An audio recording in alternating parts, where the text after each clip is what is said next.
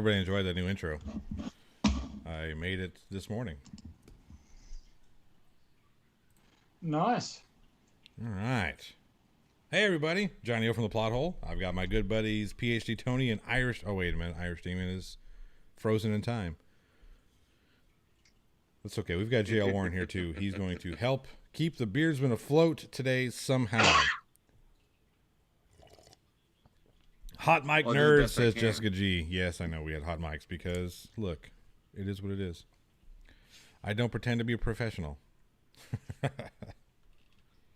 do play one on TV. I do play one on TV. So, PhD Tony just recently celebrated 1,000 subscriber mark, which is an amazing feat. Congratulations. Thank you very much. Of course, you guys went on the stream. You were, Johnny, eventually. Yeah, which is a heroic effort. JL was apparently giving mouth to mouth to a dog. Something like that. No, he's kink shaming. It's not a kink shame, right? He's just relaying the events as they happened. Yeah. He didn't say that jackass JL Warren was doing some weird kinky shit by giving mouth to mouth to an animal. No. It was clearly interpretable subtext, but I didn't say it out loud, and that. Thank you, Skeptic Dank, for the congratulations, and thank you to everybody who subscribed. I really appreciate it. Now I hear that you really and awesome. Professor Phil Bell are going to be doing some live streams. That's the plan. Phil was very keen on it before he took off today. He wants to have live stream themes where he and I answer physics questions along. We pick a topic like gas pressure or relativity or gravity, and we just answer so people's questions on that. what you're saying is, if you want to learn about these subjects, these live streams are going to be an amazing source and a wealth of knowledge. Absolutely. Sweet. That's the plan. Yes. Is gravity a thing? Yes, gravity is a thing. Yep, well, that's Sounds a winner. good to me. That is a winner. Yeah. What do all the physicists get out of lying to us? Not a goddamn thing. They don't get anything because they're not lying. Oh, okay. Jessica G likes busting her balls. She says, hot mic. Yes, I know. It was a hot mic. Doc therapists are a thing. Yes, I do see that. Yes, doc therapists are a thing. Again, we're not kink shaming. Whatever you're into. As long as the other party is, willing and able. And if you're in... Effective consent. Right. Effective consent. Tony isn't slurring anymore? Oh, Tony, were you 3 sheets last night? Yeah. No, I got a little slurry. Not a little slurry. While watching Team Skeptic debate a COVID denying son of a bitch. And I have to say, it is a defense mechanism against stupidity that I'm not arguing against. I don't know. I get really frustrated. My blood pressure gets quite high when I can't yell at a stupid person. So I really need that outlet to be able to bring my blood pressure back down. Jessica was volunteering to give my excuses to you guys as to why I wasn't here, but as soon as there was no more stupidity on the screen, I was fine. You ran into? So did you have somebody on your live stream?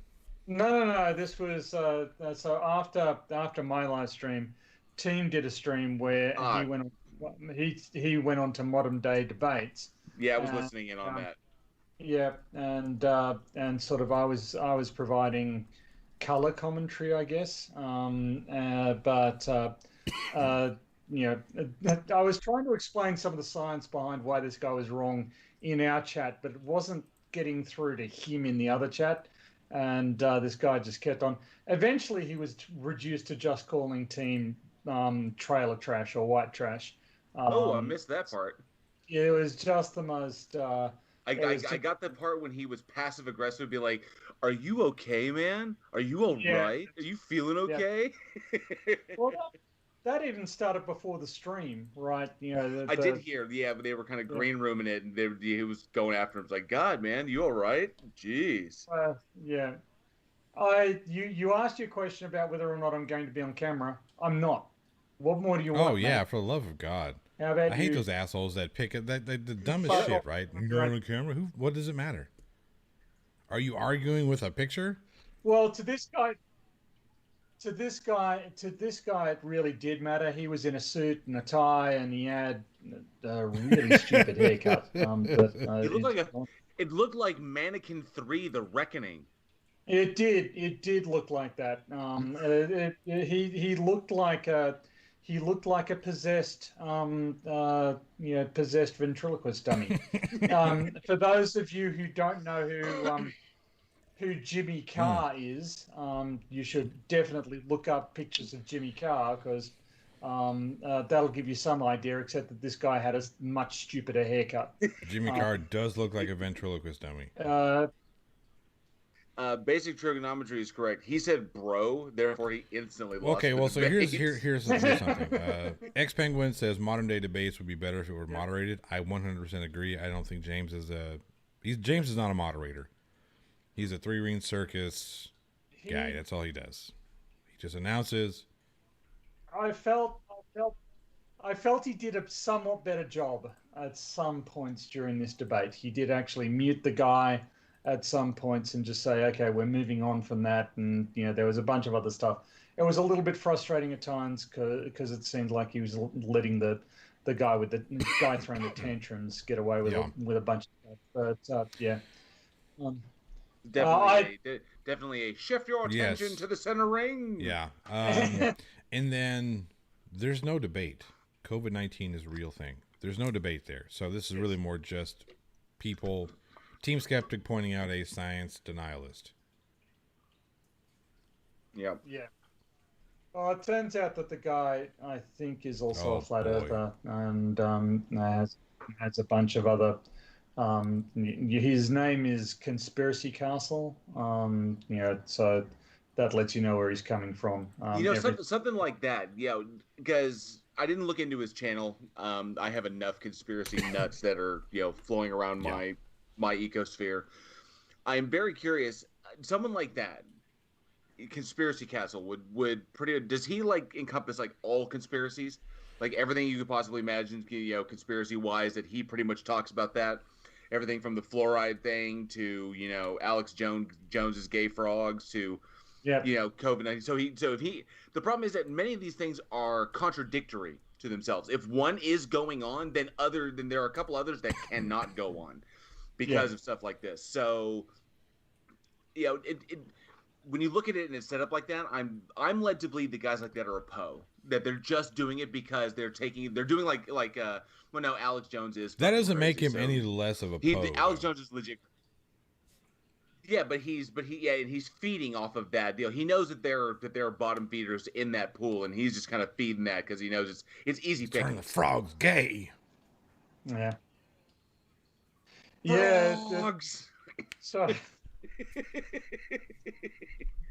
I saw a film recently called The Conspiracy, which is a Canadian film about some documentary makers making a film about this conspiracy theorist who is just standing on street corners shouting through a megaphone about how everybody is enslaved. And it's actually a quite good film. And Jessica G had recommended it, which is how I got onto it. And the guy...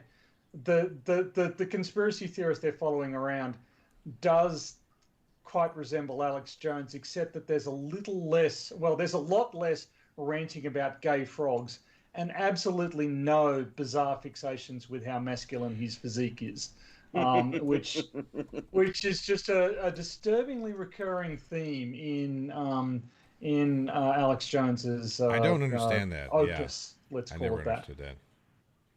It's all that bone broth he oh drinks. My God. Okay, so I've got to speak on these products that Alex Jones sells. My brother-in-law has fallen down that rabbit hole, and he'll send home with the kids some of this Alex Jones bullshit. And I just look at my wife and say, "Why do you let him do this? Mm-hmm. We don't need this dumb shit." And I just take it and throw it away. This is where it belongs. It's garbage. But oh God, I forget. We were celebrating my wife's birthday a couple of weeks last week or a week before something. Anyway, we were at my mother-in-law's house, and he was there talking some crazy conspiratorial bullshit. And I just had to get up and walk outside because I didn't want to start a fight. But it was bad. I didn't even remember what the hell it was, but it was one of those. Yep. It was the Fast and Furious thing. Jesus. Oh, right. Okay, with the weapons. And that Fast and Furious movie was there to secretly sell the weapons. Like, get the fuck out of here. Yes. Wait, what? So basically, the DEA, I think, authorized a sting operation where they were selling weapons, and then they lost track of the weapons, and some of the weapons ended up re-entering the country and being used to shoot police officers and in other crimes. And this was sort of the biggest scandal this was one of the biggest scandals of the Obama administration, was that this had happened, and they really wanted to, the Republicans really wanted to drag him into the decision-making processes behind this operation. So I'm a little bit surprised that you haven't heard of it, JL. But and that's what it was. Oh, go ahead. It got called the Fast and the Furious. Now I recognize the name. I recognize that titling, and I recognize it coming up in the news at one point. But I think that was before I started heavily getting into this was what? Before this was Eric Holder Obama days, right? So that it took out Eric Holder. Well, it didn't take him out, but it seriously jeopardized his position as the AG. And see, Nerd Angle brings up a fair point, not a fair point, but he brings up one of the points of this conspiratorial nonsense is that because Paul Walker knew too much, that his car wreck was no accident. It was a carefully orchestrated hit on Paul Walker. Just saying it. My goodness. Really. Yeah. It's just, that's ridiculous. That's just silly. It just strikes me as utterly contemptible taking a tragedy, right? Somebody died here. Right. This was somebody's life, and turning it into part of some deranged narrative. They really have no base. They have no self-respect. There is literally no level at which they draw a line and they go, okay, that's it. I'm not going to go below that. And I think if we're going to get, there's a certain Mr. Pratt who does the same thing. There's literally nothing he won't do in order to advance his own agenda, and it was quite scary how self-destructive the video that Johnny dissected was. He is in a very dangerous place. Yes, and I was asked on a previous video why I gave this attention. I should just ignore this. And it's kind of funny because the answer to that question immediately presented itself with this latest. I don't know. I think Daniel Pratt is bipolar at the least. He at least has episodes of manic depression and manic angst or anger. This guy is dangerous. I would actually say he probably suffers from some form of mild schizoaffective disorder. Yes, right. I mean, that's probably more accurate. Yeah. Because he doesn't do this type of stuff all the time. He'll get on there and spout, right? He'll spout off a bunch of different conspiratorial nonsense. That's one thing. A lot of people do that shit. But then when he goes off the rails and just starts calling people pedophiles and all this shit. Like, dude, that's not cool. Number one. Number two, you're an idiot. You're just a mouth breather who has no life. And I'm sorry, but when you're gonna sit out there and ask other people to go harm somebody, then you're a piece of shit. If I have a problem, if I want to harm somebody, I'm going to do it myself. I'm just going to go do it, right? You know what I mean? I'm not saying that, whatever. You know what I mean? I don't want that to be used against me. But if I get to the point where, JL Warren, you've pissed me off, I'm not going to say, hey, Tony, go kick JL Warren's ass. No, I'm going to go find JL Warren. I'm going to fucking slug him and I'll be done with it, right? The whole idea of, hey, I feel like I'm being asked to pick a side. The whole idea of, well, I'm going to use a bunch of words that should trigger the majority of people. And calling somebody a pedophile, saying that someone is a pedophile, is a triggering word for the vast majority of human beings. Because taking advantage of a child like that is something that is so detestable that, yes, action should be taken against those who do that. However, fuckers that use that knowledge of the triggering words against somebody they don't like simply for the fact that they don't like them, that's bullshit. And that behavior needs to be called out and dealt with. Well, at the risk of segueing to something that is perhaps too topical, sure. I feel that there are other sort of hot, button pushing words that are being bandied around, and in the particular context that I'm considering, the term doxer is being used as if somebody gets identified as a doxer, then it's all hands on deck to sort of barrel them off the platform, and it's just one way in which the abuse of language, the abuse of terms, just because you use you apply that label to somebody, doesn't make it true. But what it does do is it just encourages a bitter and completely unproductive dialogue from that point on. You label somebody a racist, you need to be absolutely certain that they are, because if they've just misspoken, if they've just not thought about what they said enough, if they're just trying to be funny by telling a funny joke, but it's falling flat, don't attack them as a person. Try and turn it into a learning experience, so that they can get better. But if you go into it trying to make them feel like shit, then eventually they're going to go, well, these people hate me, and I need to hate them right back. Otherwise, I'm going to be defenseless against it. And it really, I feel like that sort of intellectually lazy labeling of people, as opposed to an accurate and nuanced assessment of what's going on, is at fault. Right.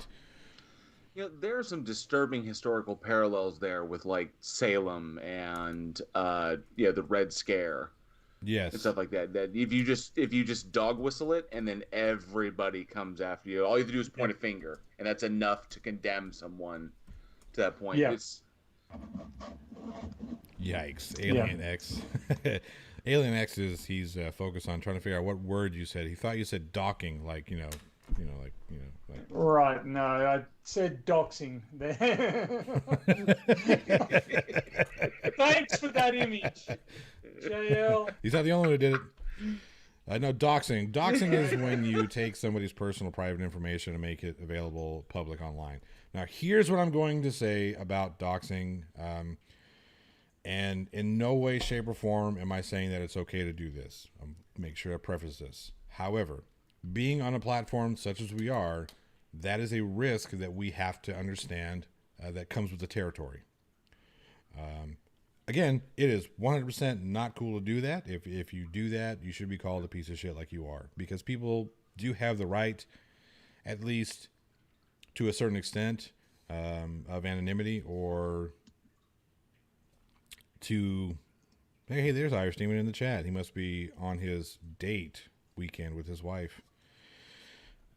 Tony docks both of his penises together. Sorry, he said peni. Yep, that's yeah. But here's the thing, it is a what is the word I'm looking for?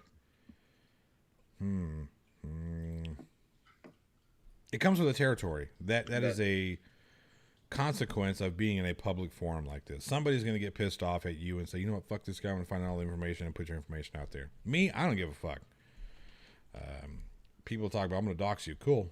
I've already told everybody where I am and what my name is and where I work. I don't care. You know what I mean? Go for it. Tell everybody. That's cool. And when you show up, you better bring a fucking army. It ain't exactly like we hear all these stories about YouTubers like showing up at people's houses, and this is not like a common thing that occurs all the time. So no, I'm not exactly worried about some disgruntled YouTuber showing up at my front door. Of course, if he did, it would be hilarious. Oh my God.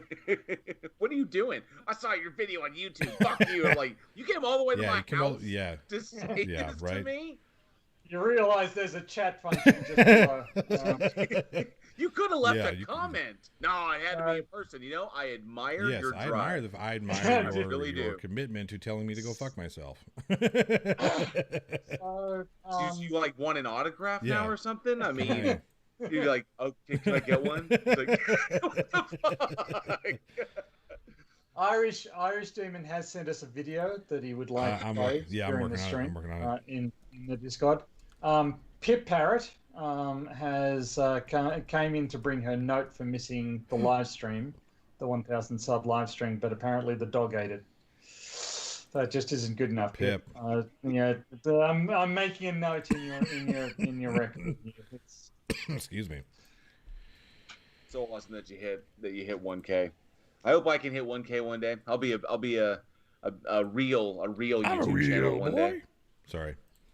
I went there. I'd like to be a real boy. So this. All right, here we go. So this is a message to you, Nathan Thompson. This is what we call a bath. Something you've probably never seen in your life. Oh, wow. Really? I don't know. I don't even know what was said. I played it. It was him in the bathtub. I didn't hear what he said. So I hope everybody in the chat, if you heard what he said, tell me. Well. Yeah. Okay, cool. I also have another image I'm supposed to put on here. So let's. This one comes from Basic Trigonometry.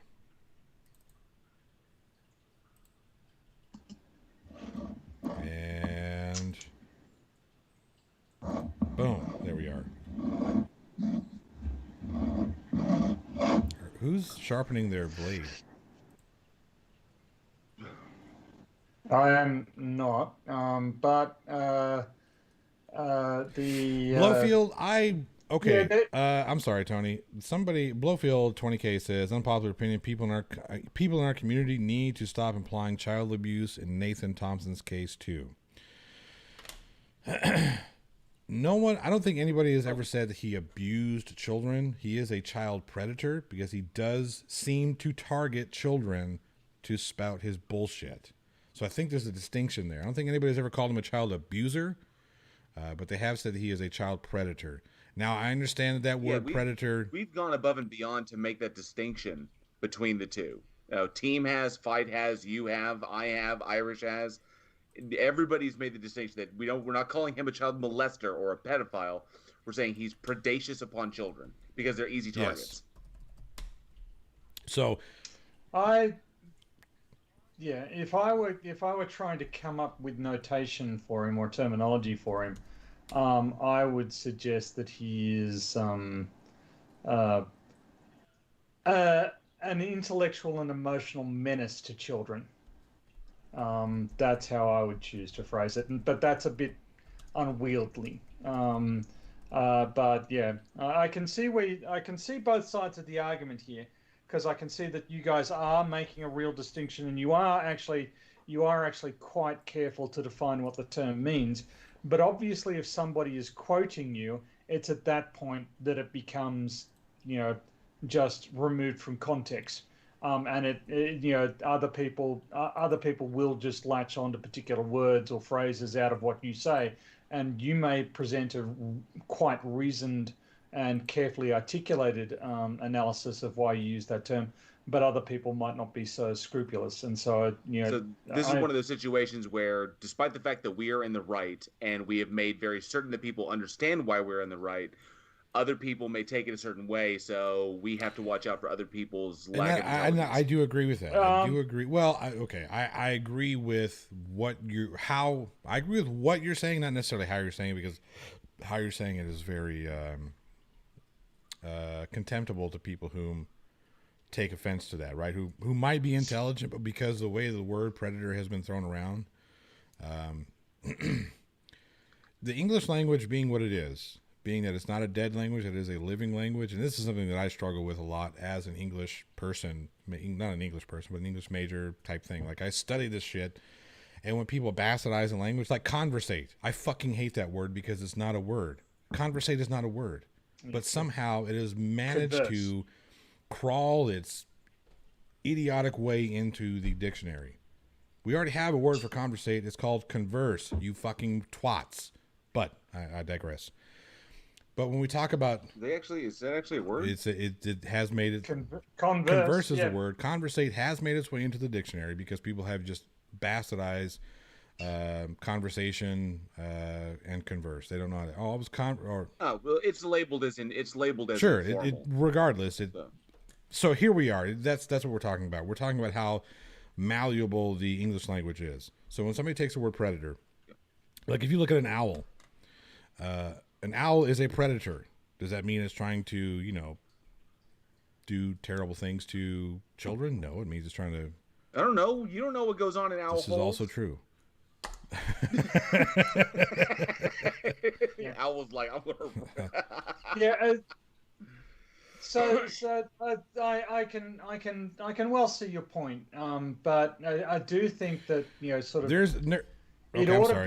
it ought to be less intricate to be able to tell the difference between us and them. Like, so Daniel Pratt using the term pedophile, it ought to be easier to distinguish us from people throwing around unsubstantiated accusations of pedophilia.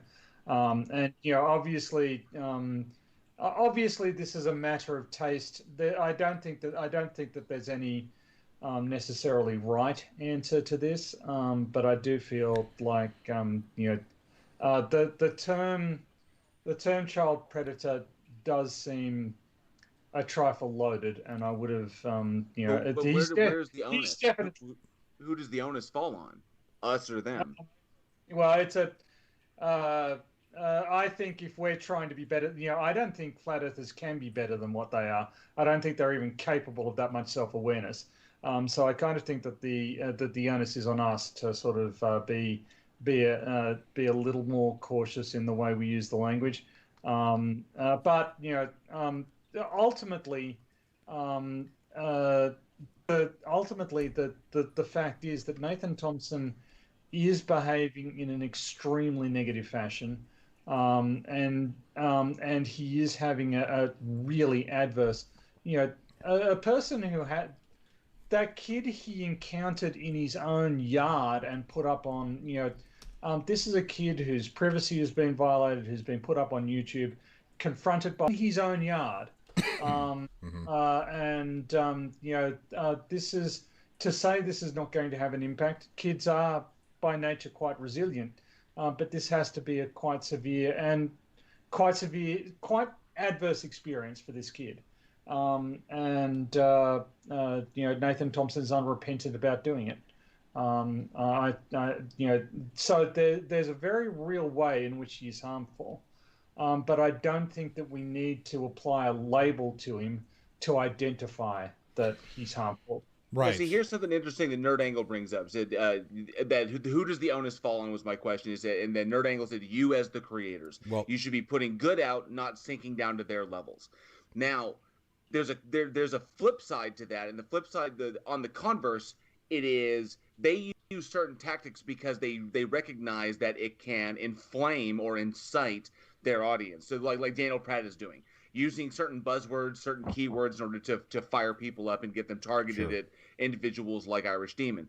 So if we use those same tactics, but we use them more intelligently and we flip them back on them because they are being disingenuous, but they're the ones actually trying to cause harm. If we use their tactics against them and get them shut down, then really is it a bad thing? Because I know this is treading into the realm of Machiavellianism. Do the ends justify the means on that? And I know this is personal opinion, but in my personal viewpoint, if an opponent is willing to use specific tactics, then use those tactics back. It's like anybody who's a Game of Thrones fan out there.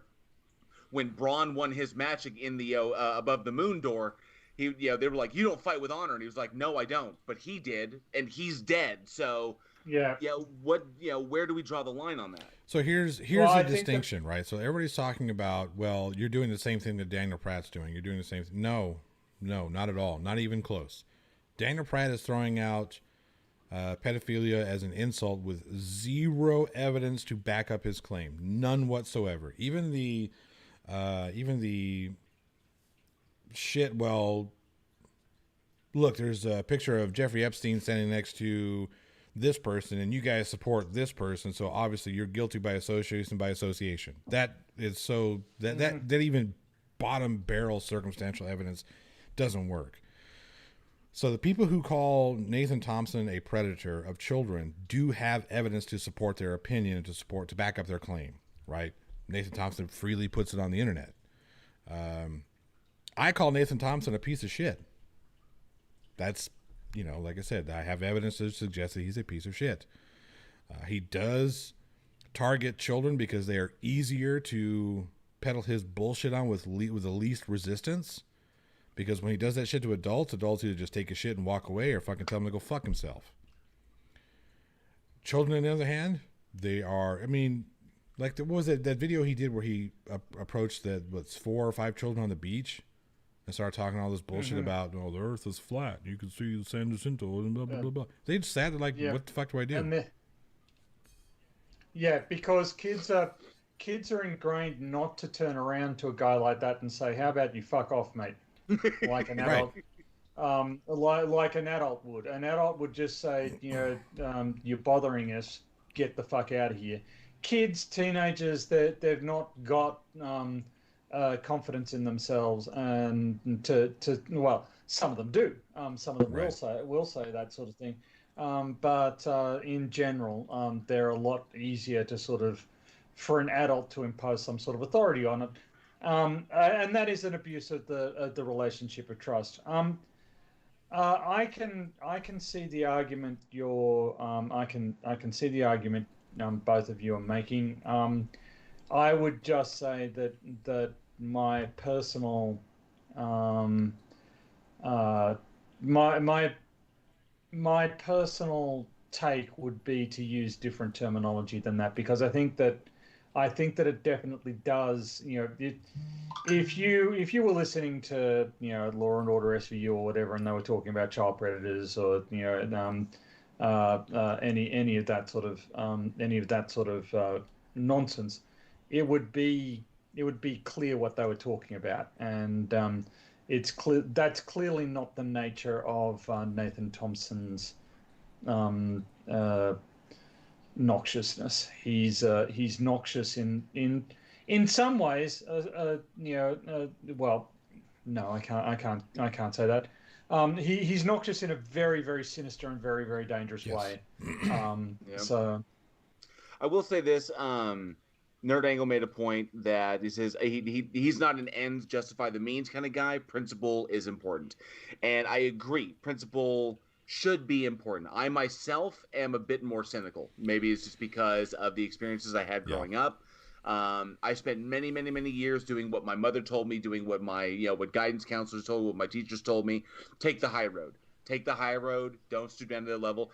And my personal experience was that taking the high road got me very, very little. In fact, sometimes, more often than not, it made the situation worse, because the lack of a response made the individuals come back harder to try and get some sort of response. And then there's only so much of that you can take until you start laying down the law yourself. And that was just my personal experience. That's not everybody's experience. So maybe it's made me a bit more cynical, and I can justify using my opponent's tactics, even if they're low tactics. I can justify using those against him, or using those against that individual in order to achieve my goals. At least I can then use my intelligence and their tactics to get ahead of them. Yes. So. Blowfield, yes, we understand that you're not suggesting that we shouldn't be mean to Nathan Thompson. I'm suggesting that we shouldn't be mean to Nathan Thompson as a whole. I mean, I suggest that when he does some dumb shit, it needs to be called out, and sometimes in a mean way. But to go out of your way to be mean to Nathan Thompson is pointless. Now, I do understand how ironic that sounds coming from me, someone who's made fun of Nathan Thompson. As a content creator, I am here to entertain. Sometimes I'm going to take low-hanging fruit, like Nathan Thompson, like Daniel Pratt. Low-hanging fruit. Have no problem calling him out and being mean to him. But I don't necessarily go out of my way to go, I'm going to go find Nathan Thompson and troll him on Facebook, or I'm going to go find Nathan Thompson in Discord and troll him there. No, I mean, every now and again, I'm going to make fun of him because it's entertaining. And I don't think that we should spend a whole lot of time on Nathan Thompson. Or Daniel Pratt. When Daniel Pratt says some incendiary shit, we're going to call him out on it. He's going to be reported like he should be reported, because this whole business about, I don't want Daniel Pratt canceled. Yeah, Daniel Pratt needs to be canceled on YouTube because he has violated the TOS 38 times now. I think he said this is his 38th channel that he's put up. So this is 38 violations of the terms of agreement, the TOA, or terms of service. You just need to block his damn IP. I agree. Just block his friggin' ISP. I don't generally call for the cancellation of people. I just don't think there's anywhere that he needs to be platformed, period. Same thing with Nathan Thompson. I don't think Nathan Thompson needs to be platformed, though I don't think he needs to be canceled. I think you want to say your shit, say your shit. Well, yeah, we can't shut down the whole First Amendment. Yeah, I believe that. I don't believe in cancel culture. I don't accept cancel culture. But there has to be a willingness to take a stand in certain increments, and we have to be able to shut down people when they yell fire in a crowded theater. When they're doing something deliberately insightful, that's when they cross the line. No, that's not protected speech. So, and I will say that I don't generally call him a child predator. I do say that he targets children, because I do understand how incendiary child predator is. I also understand that people who call him a child predator do have evidence to suggest that he does these things, whereas Daniel Pratt calling somebody a pedophile doesn't. He has no evidence whatsoever, and that is extremely incendiary. That can cause somebody who is in wherever Irish Demon is at to seek out or try to find PhD Tony, Irish Demon, myself, JL Warner, anybody else, and cause them physical harm. Bring it on. Right. Bring it on. No, I understand. But here's the thing. I would rather deal with that by not having to deal with that. You know what I mean? Whereas I'm not afraid if somebody comes knocking on my door, I'm not afraid of it. I don't want to deal with it. I have better things to do. I have kids and wife and all that stuff. We get to play and have fun. I'd rather sit here on the four Beardsmen talking shit about everybody and having a good time.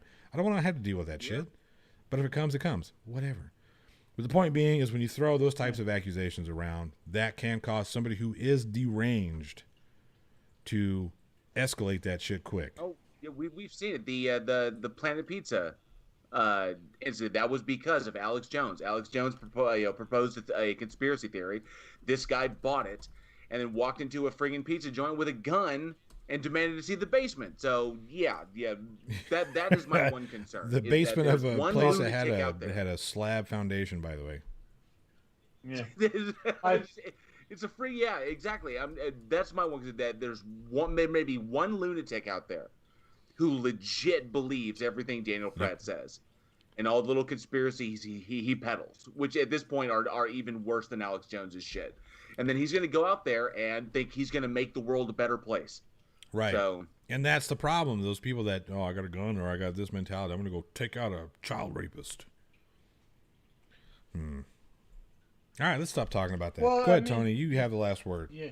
Well, I do want to sort of segue a little bit in the sense that sort of J.R. Warren brought up the concept of fighting fire with fire, and in some cases, for instance, the American political discourse, it's been a little bit frustrating that Democrats have just sort of failed to react as the Republicans steadily erode the functionality of the system. And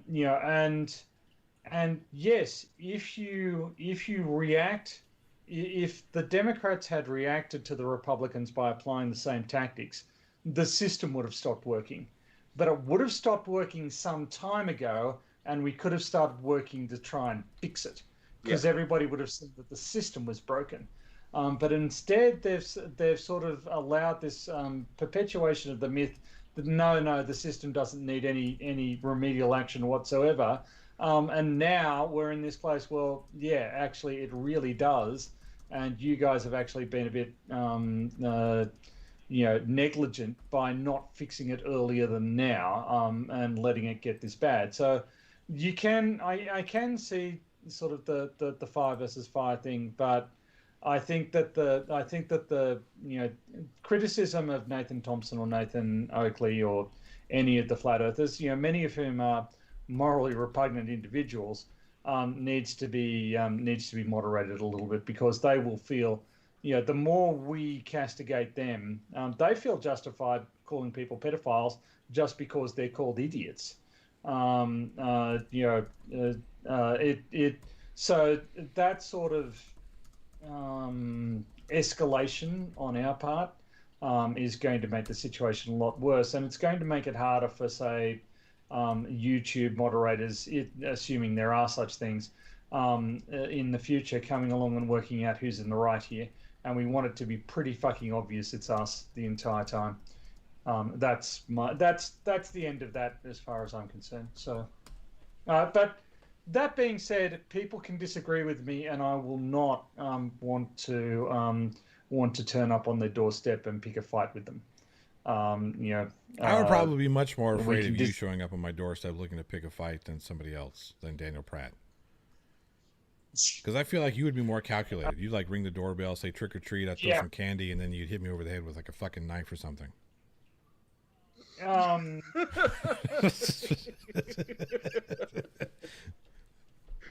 He's gonna jump on you like Crocodile Dundee. Oh!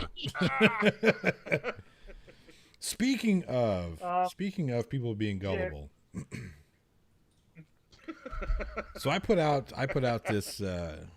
That's a big dartboard. I did, yeah, it's right huge. Yeah, the bullseye is bigger than the dartboard, but whatever. apparently it is, right? Because I put out this video, right? My mockumentary, right? Yeah. Yep. I have gotten more negative reaction from people in the debunker community than I have from people in the flat earth community. I had thought that I had put enough in this video, especially the fucking end credits, that flat out tell you this is bullshit. This is targeted. This is something that's aimed at flat earthers. The fact that you call it a production of, like, like this was a what was it? You said it was a plot of the plot hole in Branding Iron. Yeah, it was in the end credits. It was like, this has been a production of the, like, I was like, okay, so it's a fucking movie. So yes. I have gotten more just. I don't get it. Like, so there are certain people in the debunker community that think I'm some sort of CIA operative. Like, I have this ability to take individual words from multiple calls and put them together so good that it's seamless that you can't tell that it's not. You know what I mean? Yeah. The idea that A, I have the time for that, and B, I have that ability, yet I'm here regulated to a tiny YouTube channel. Get the fuck out of here. That's an enemy of the state. I know, that's what I'm saying. I'd be working for it. Well, I mean, let us assume that this basic concept is true, that you have been surveilling, you have been using whatever techniques to maliciously surveil say Irish Demon. An Irish Demon then turns around and does a 24-hour charity stream with you, sets up a regular thing where he gets together, and he doesn't complain. He doesn't, do anything about it. It just the entire intellectual construct falls over at the first point, and it's it's idiotic in its conception. Yeah, it's crazy. Like I got a new one earlier today where somebody was. I'll just read the comment. See, so then what you're telling us is that the guy doesn't want to give his name. You're hiding his face and voice, and he gave the name of a program that apparently has never existed in NASA. Well, isn't that just convenient? You are quite literally trying to prove something with zero evidence for it. What that guy says is worthless and irrelevant. I don't know. I think it's supposed to be because. Just like you can't say he's a former NASA employee, I can refute that by saying nope, he isn't. Good Lord, people. Well, actually, this is interesting. Because you said you got more flack from the debunking community and people who follow the debunking community than you actually got from flat earthers. And from what I saw, a lot of flat earthers didn't really bite that. They didn't really bite that hook. But for some reason, the debunkers did. Yeah. And does that show could that necessarily be a good thing? That this is a showing of that people are a bit more aware than we get. So, if shit like that comes up, they're just going to hammer down no matter what? Or does it show that people really can't take a joke? Maybe a little bit of both. Column A and column B in there. Okay. I know that for certain there are some people, and they've told me as much, that can't take a joke. It's just like, dude, it was a joke. The whole thing was a fucking joke. There's no nefarious, and even when I tell them, hey, it was a joke, like, well, you maliciously took this, that, and the other and exploited people. Like, no, the fuck I didn't. I asked these people to do it. Yeah. It was quite obviously at least loosely scripted. The stuff between Keeler and Demon. They had they clearly had an idea of what needed to be said, and the same with Team and Fight the Flat Earth. But it also, at the risk of dragging us back into the mire, I think some people are just in this community so that they can yell at people. And they just want an excuse to yell at people.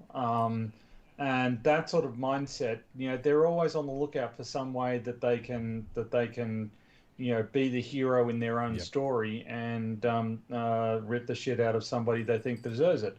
That's what they're looking for all the time. And if you look hard enough for something, you're gonna find it.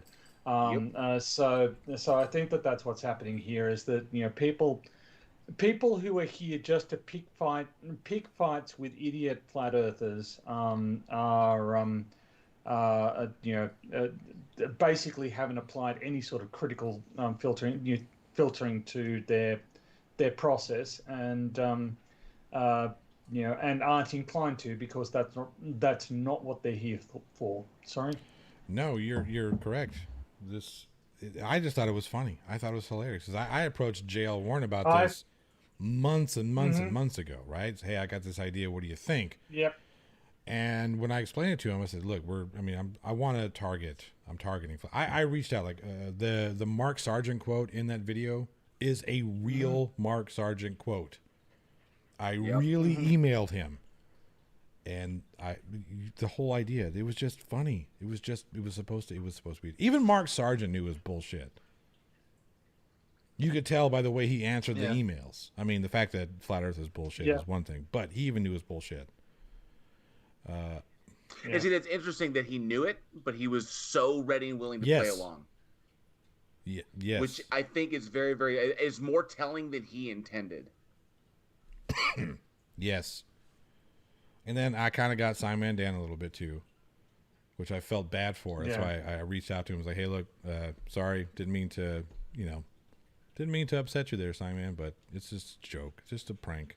Did you upset him? I could tell he was a little miffed by it. Well, he even said so as much. He's like, I can't believe you're actually giving this whole thing any consideration. So I played along for a little bit longer, and then like a week later, it's like, hey, this is just a joke, man.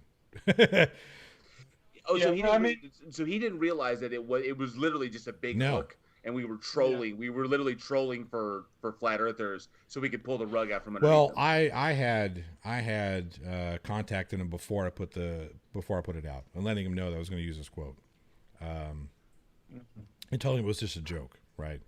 And asking him to, if somebody asks you about it, just kind of play along with it for a little bit, and then I'll eventually tell everybody it was just a big joke. And he and I used to, I don't want to say we emailed regularly, like we're pen pals or anything, but I would email him and he would respond pretty quickly. But then he's kind of like tapered off. I think it made him just a little bit angry. I'm trying to imagine Cyman Dan like angry about something because all we see is the image of him, always cool, collected, and it that fake laugh, whatever. But I'm trying to imagine him mad like this motherfucker right here. What the fuck? He's so tall and lanky. He's like Ichabod Crane if he got mad. Just like. I thought it was funny. I thought the whole idea, the whole thing. But. Well, I actually, it was sort of an interesting thing. It was sort of an interesting thing that you set it up with, you pre-announced the break-in on your home, and you had sort of the dynamic outside of the production itself with Keela and Irish Demon playing their parts. It was an interesting sort of borderline, and then Irish Demon's house got broken into, and I'm going, so is this part of the whole Johnny O thing? And he's going, no, my house could do. Oh, well, I feel like an asshole for asking now. Well, the whole break-it thing was just, I think, Johnny, that was spur of the moment, wasn't it? You know what? I need to do this really quick. And I just kind of roughed up the house a little bit. I mean, anybody who's ever been broken into knows that the bullshit that I did is nowhere near what would have happened if somebody really breaks in your house. I left so many fucking breadcrumbs for that shit, that this being just a joke all over that video. Like the accidental revealing of Bob's face. Come on, guys. Yeah, that's right. Like that was the point where all doubt was removed, right? Because you've been careful enough to conceal. How much more effort is it to just do it for a few more frames at that point? Like, how does that accidentally happen? And the blurring came back. Like, it wasn't just it dropped off because you got to the end and you didn't bother to do it for the rest of that scene. It it left and then it came back, and it's going. There's only one way that can happen, and that's deliberately. Yes. It was so funny. We will say that. I will say this, Johnny, that there's entirely the possibility that since it's out there now, it's on the internet. Okay, give that maybe a couple of years. Give that to like 2022 and let it kind of bury itself, and eventually the Flurfs, if they're still around, will dig it up and say this, and they'll start pointing to it like you just because that's what I've seen is the pattern is that flat Earth will pop up, no one really takes it seriously, then it goes away, then they dig it back up and they're like, oh, look at this, they were right though, they were on it the whole time. So if you just leave that on the internet, it may grow, it'll grow roots and maybe become its own thing here in a couple of years. All of a sudden you'll just be checking your email and be like, breaking news. This, epic, ex-NASA employee interview, you're like, that's my fucking video. You guys owe me money. But yeah, it's, I thought the whole thing, I thought it was painfully obvious to people in the debunker community. I had this idea that flat earthers would take it and run with it.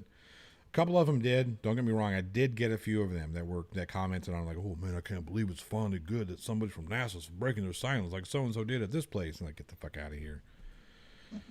Yeah. Yeah. Yes, Chris Durham. The unblurring was such an obvious way to admit it was a joke. It was like an SNL joke. And the audio didn't match. Like the audio didn't match the video. I left it that way on purpose. Like this, somebody says, "Hey, look at the sync problem." Like, okay, cool. Maybe they're getting it. Maybe they're finally getting it. That is a joke. No, they wouldn't. No, they're not. No. They think that I'm putting this out seriously. These guys. Yeah, It's a weird ass. I mean, and to some extent, I can see that some people, do really their entire reason for being here is just to yell at people. And if you're going to yell at anybody, you can pretty much rely that flat earthers are usually significantly stupider than you. So it's a target-rich environment. If you want to just yell at somebody who is an idiot, this is the place to be looking for them. I think we've got we've got our fair share of people who, on our side, don't apply sufficient critical thought before they commit themselves to a cause. So you ended up on the wrong side of that. You overestimated our community to some extent. I did, because we do have. Yeah, I did overestimate the community. But I mean, the thing was that I didn't want to, having been on the four Beardsmen and charity live stream, etc.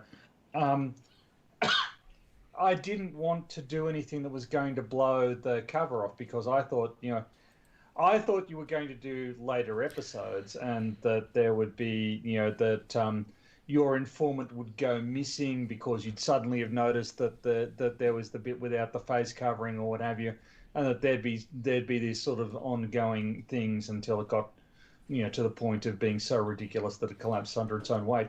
So there were those ideas, yes. Yeah, and it just got to the point we where were hoping to. We were also hoping to get more channels involved, right?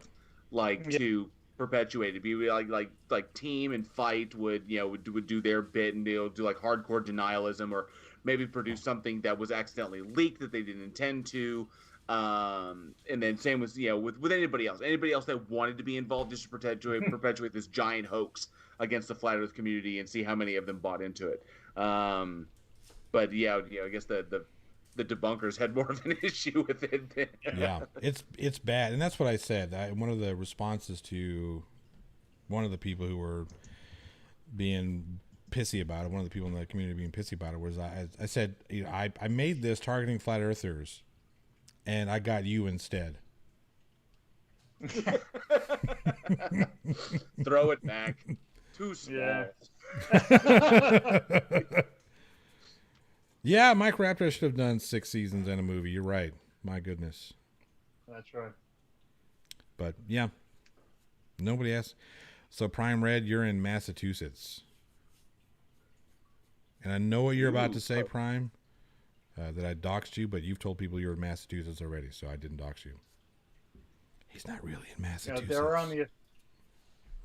are only 10 people in Massachusetts. So with that information, we can work out exactly who he is. That's 2 places I want to go. I want to go up and see the Poe Memorial and Museum up there in Massachusetts, and I want to see Edgar the Allan H.P. Poe Lovecraft. For all of you who. Yeah, Edgar Allan Poe and the H.P. Lovecraft stuff in Providence, Rhode Island. Okay. Yeah. Isn't Edgar Allan Poe more associated with Baltimore? Was it Baltimore, Maryland? Baltimore, Maryland. Yes. Oh man, why did I mix that up? Holy shit! It's early. I guess it's early. I'm still not 100% awake. Okay. Which is why I bought 2 this morning. Oh man, yes, I know where Prime Red is. I godly people.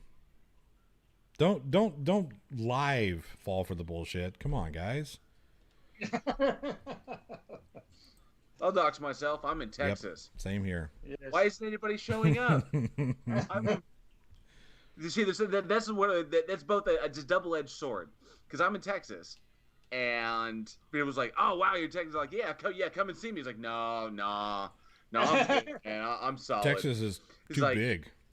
Yeah, that's what it is. We don't all ride horses. We don't all have oil fields. We don't all wear cowboy hats, and we don't all carry guns. Just most of us. Like 5% of us don't carry guns.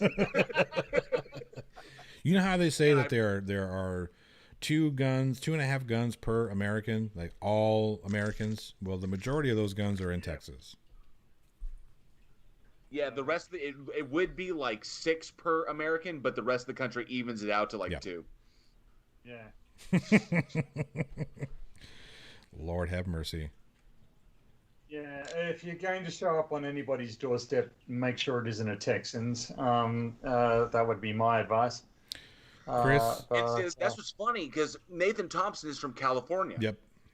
And I am also from California originally. I was born in San Diego. Now he lived a bit further north than I did. I lived closer to the border.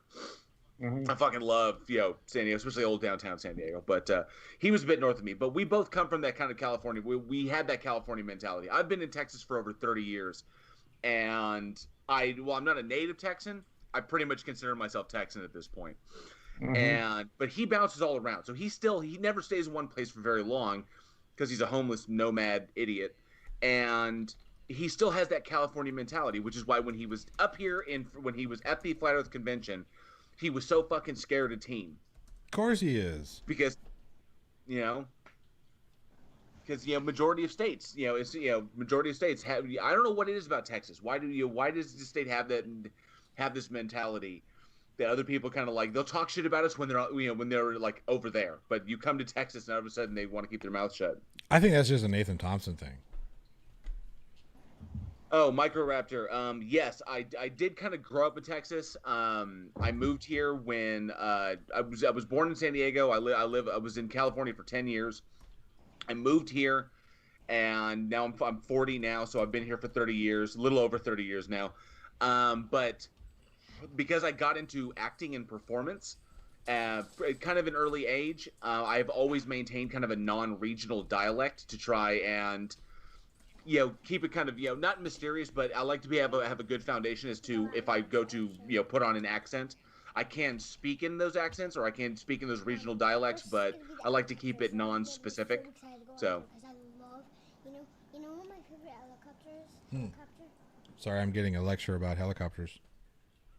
Oh, neat. Yeah, well, that's pretty useful.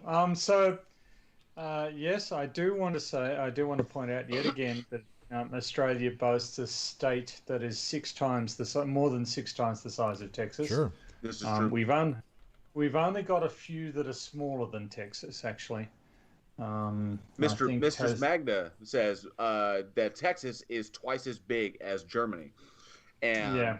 Yes, Australia does have is very, very big and has stuff bigger than Texas. And of course, Alaska is bigger than Texas as well. Yes, although Alaska, I think, is like 80, I think it's a little over 80% pretty much wilderness is all Alaska is. If by wilderness you mean frozen ice, then yes, you are correct. Yeah. And so, but here in Texas, as far as, to give people the perspective, here in Texas, our DFW Metroplex, just these two cities next to each other, the Metroplex around it is the same size as the state of Connecticut. The exact. So when we say I'm driving over to Fort Worth, that's like a day thing. To translate that for non-Texans, DFW refers to Dallas Fort Worth. Yes. JL used that term because he is unused to talking to people who aren't Texans, apparently. Nobody wants to talk to us Texans. So Microraptor says that I sound more Texan than JL Warren. I don't sound Texan at all. I would not. I would. Oh, really? I would not. Certainly, I wouldn't have picked either of you as having Texan accents. Do I even sound like I have an accent? So JL, what you and I have is what they call. Oh, I'm sorry. Go ahead. Oh, certainly. To you, yes. I do. Yes, sure. That's right. JL, what you and I have is what's called the Western accent, which is an accent of no accent in the States. Because we don't have that. We don't have that California or that West Coast type thing. We don't have that, that Boston kind of coffee, taking a car. We don't have. Say hello to your mother. Yeah, hey, say hello to your mother. Bensonhurst. We don't have any of that shit. And then we don't have the, hey, boys, let's get on down there over to the old Broncos. We don't have that shit going on either. Delaware. I'm in Delaware. Right. It's and California has accents. One of the so you don't actually have a very strong accent. On the other hand, I don't have a very strong Australian accent. So this is true. I guess we're kind of weird. No, you definitely don't. Can you do a Steve Irwin? Can you go like full Aussie? No, I can't. I just Come on, mate. You can't do that. That was like a caricature version of it, but straight. Exactly. pack the kite, have it, Christ. yad. Look at this. Yeah. Look at this big guy. Oh, jeez. No, I'm not. It's not a skill. So my youngest brother, he can do pretty much any accent. Like he's just really phenomenal. He can hear like a Simpsons voice, and he can pretty much do it immediately after hearing it. I don't know how he does it, but I have absolutely no ability to alter my voice. Really, it's just absurd.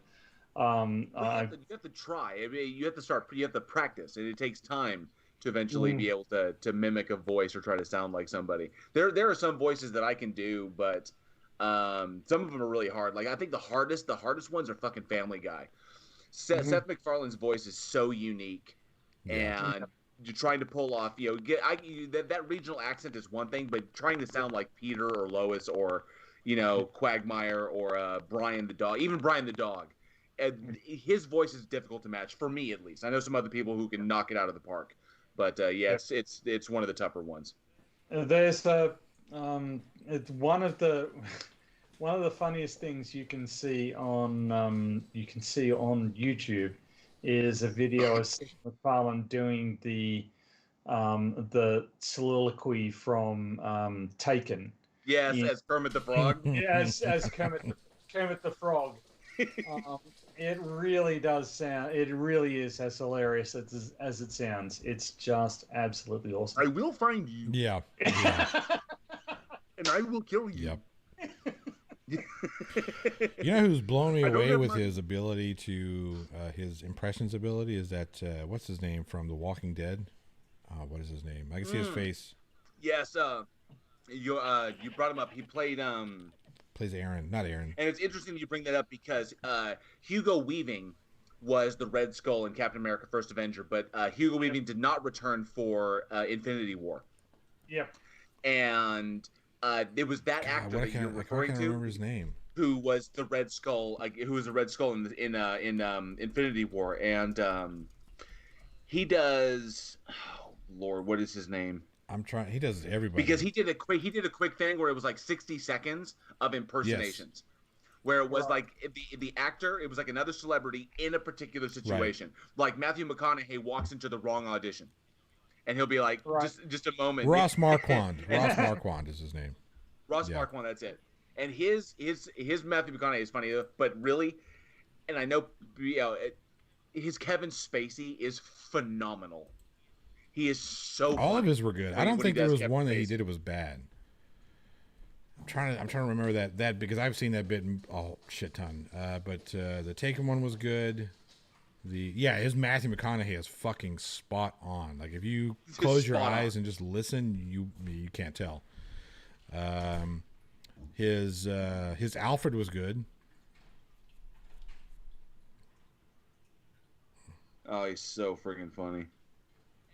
And it blew my mind because I had no idea that he had taken over the role of Red Skull from Hugo Weaving.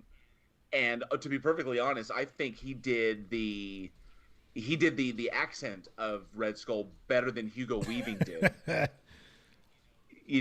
For what he did, because I mean, it wasn't even that much. He was in it for like that long, and Hugo Weaving was a bit more caricature, a bit more over the top, with the really hard German accent or whatever, and.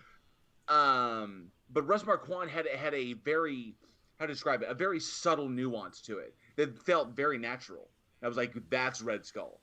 Whereas Hugo Weaving was kind of like the big, oh, Captain, what do you, stuff like that. So, yeah. Paul Hogan's fault. Yeah, Daryl M says that the Australian accent is Paul Hogan's fault. We had that accent before Paul Hogan was a gleam in his father's eye. That man's national treasure. You better cross the line. You know what really happened? Woman lost her baby. Did a dingo eat your baby? Oh, jeez. That was just hilarious. That was the funniest stuff. Just, Sorry, Kangaroo Jack. That man is national treasure. You better cross the fucking line. Yeah, that's not a knife. Yes. It's so bad when Arnold Schwarzenegger try to do that. Have you guys seen this? Oh, when he had he did the knife reveal. When he was poking fun at Sylvester Stallone because Stallone, he was auctioning off an autographed knife from First Blood, and he brought in his knife from the Predator. It's just a bit bigger. Yeah. Go now. I'm just a dude playing another dude. Yep. Mistress Magda wants to hear your. I know who I am. I'm a dude disguised as another dude. Mrs. Magda wants us to make a German accent. Yeah, let's do it. Yeah, do it just for her. Yeah. It's terrible. I did. Oh shit. Oh shit. 1, 2, 3, 4, 5, 6, 7, 8, 9, 10. So I did the German accent when I was playing Van Helsing in the stage production of Dracula, and I was slighted by the critics. They thought I was being too Zsa Zsa Gabor. Every fucking time I go shopping, it comes out like that. It comes out like that when you are having to project to the back of the theater. Yeah. I can, 1, 2, 3. I always think I sound South African actually if I, 1, 2, 3, 4, 6, 7, 8. For some reason, the numbers help me to get into the accent. Like just 1, 2, 3, 4, 5, 6, 7, 8, 9, 10. And then, of course, 1, 2, 3, 4, 5, 6, 7, 8, 9, 10 helps me to kind of slip into the accent a little bit more. So no, that was bad Spanish. Captain America, I'm an enormous fan of your films. That was my favorite line from First Avenger. Is it Captain America? Oh, that ball has a hole in it. I actually quite liked Hugo Weaving. Hugo Weaving. Somebody was confused by Priscilla, Queen of the Desert. Didn't know that it was an Australian film. Who was that? Anyway. Oh, unfortunately, Chris Durham Music Channel. No, I cannot do Bugs Bunny. That's one of the ones I was never able to really get down. The actor, the voice actor who did that, his name escapes me. I just had it tip of the tongue. That happens a lot to me sometimes. But that guy's voice was he was astounding as a voice actor. There are some voice actors that I really, really admire. Frank Welker, Nolan North is a big favorite of mine. The guy Kevin Michael Richardson that do really amazing work, and some of this stuff is because my shit is not really that unique in respect, so I can kind of go. I have this range where these guys are like whoa, huge range in what they can do. Really quick. Hi, I'm a Beardsman. Hello. She says hello, Beardsman. Hey, Munchkins. Hello. How are you? Yeah, I'm good, Beardsman. Good. Are you about to go watch the? Well, I say about to, but in an hour or two, you're gonna go watch the air show. Well, actually, the air show actually starts at what time? 11:30. So a couple hours. Yeah. You gonna go play? No, we're gonna go to Starbucks after Mommy's eating. You're going to Starbucks? Yeah, after Mommy's done eating her breakfast, and then I'm gonna get a white chocolate frap with no. Said a lot of words I don't understand. And I'm gonna get a strawberry cake pop. Strawberry cake pop? All right, cool. Well, you go have fun. Say bye. Bye bye. White, I'll be a good white Beardsman chocolate. from now White on. chocolate.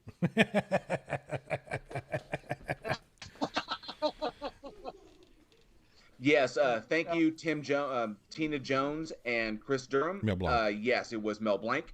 Blanc. I don't know why that Mel escaped Blanc. me. That name should be Jesus. Mel Blanc. My bad. Sorry, it was Mel Blanc, and That name should be burned into my head. Maybe I'm just not awake yet. And yes, Captain Quinn. I also would be very curious as to what conversation Captain America had with Red Skull when he returned the Soul Stone to Vormir. I'm extremely curious as to how that went down. When I was like, hey, man, what's happening? Oh, geez. Yep. The Munchkin steals the show every week. Every time, yes. You realize you're out of here. As you should. No one wants to look at our old ass, really bearded faces all the time. That's pretty much how I look at it. Yeah. Yeah. So actually, you know what? I've something I was gonna bring up because I'm still kind of butthurt about something. I'm gonna whine about it, but give me 2 seconds. I gotta take a Riley. So while he's doing that, I just want to. There's an Aardman animation that takes the form of a dispute between two characters, two characters in an animation, and they're talking to the narrator who has this very posh English accent, and one of them goes, but it's sort of like the Charlie Brown mama. But instead, when they're talking to the narrator, they go, me. And then the narrator goes, no, that wasn't very mature, was it, Pig? And every time they somebody wants to whine, I am always reminded of the me. Mistress Magda says, at Jail Warren, I want to look at you for hours. Okay. Jessica G. Jessica G, well, are you officering up?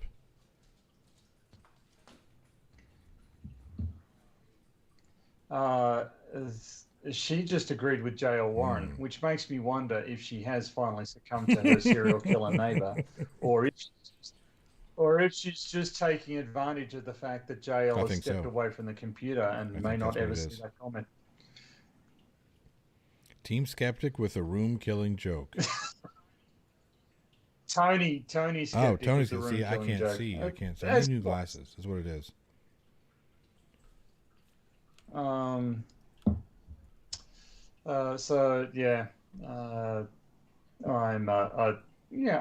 can kill the mood at any point I want. That's true. I remember as an undergraduate, one of the other mathematicians was saying, if you tell somebody at a party that you're a mathematician, they'll either excuse themselves or vomit on your shoes. There are only two reactions. There is, however, the third class of reaction that he didn't discuss, which was the people who are actually really good at mathematics in grade school. And there are a surprising number of those people, and I generally don't have the heart to say, well, if you were in grade school, you weren't doing mathematics. Aww. So you mean I wasn't terrible at math in grade school? Yeah. You might have been terrible at arithmetic in grade school, but you weren't terrible at mathematics in grade school. What if I were doing things like trigonometry and calculus? Trigonometry and calculus, you're starting to get up towards mathematics, but that's not grade school, is it? Because they tried this advanced bullshit because they thought my struggle in math was that it was too easy a subject for me. Turns out I just didn't like it. Right, yeah. Well, there's no reason you should. Not everybody has to. Grubbo, you cannot send the plot hole a super chat because he doesn't yet have 1,000 subscribers. Now you could. I think. Yep. So all we need is 121 people. Yep. 120-ish, yeah. So I'll get there eventually. But yeah, it actually turns out that I got better at math the older I got. Oh, really? Okay. Something like that. Of course, there's still things like calculus and all the excuse me, all the I never took pre-cal in high school, never took calculus in college, never took the advanced math courses. It just wasn't for me. I took a survey course to circumvent having to take an actual math course. Little did I know they were going to talk about things that like set theory and whatnot. I was like, man, it's set theory? What? Well, see, you have a set, then you have a subset. And they started saying all these words that were in English that I didn't understand. So I just kind of tuned it out. Yep. It's for a lot of people it just isn't necessary. I mean, if you're going to, it can be useful. I think that it is valuable to be able to train yourself to sort of think in unusual ways. Yeah. I think that a lot of flat earthers would benefit from a bit of one thing I do like training. About mathematics is logic, and people say that logic is not math. I disagree. Crikey, that was a long one. Do you see the size of that guy? So nobody told me that we were going to be discussing the quality and quantity of JL's bowel movements when I volunteered to be on these streams. We never knew that was going to be a subject. Ahead of time. Do you see the coloring on that bastard? It's more about the tapering.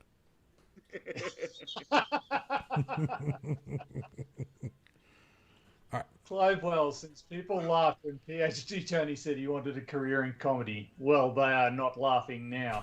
That pretty much sums up where I come from.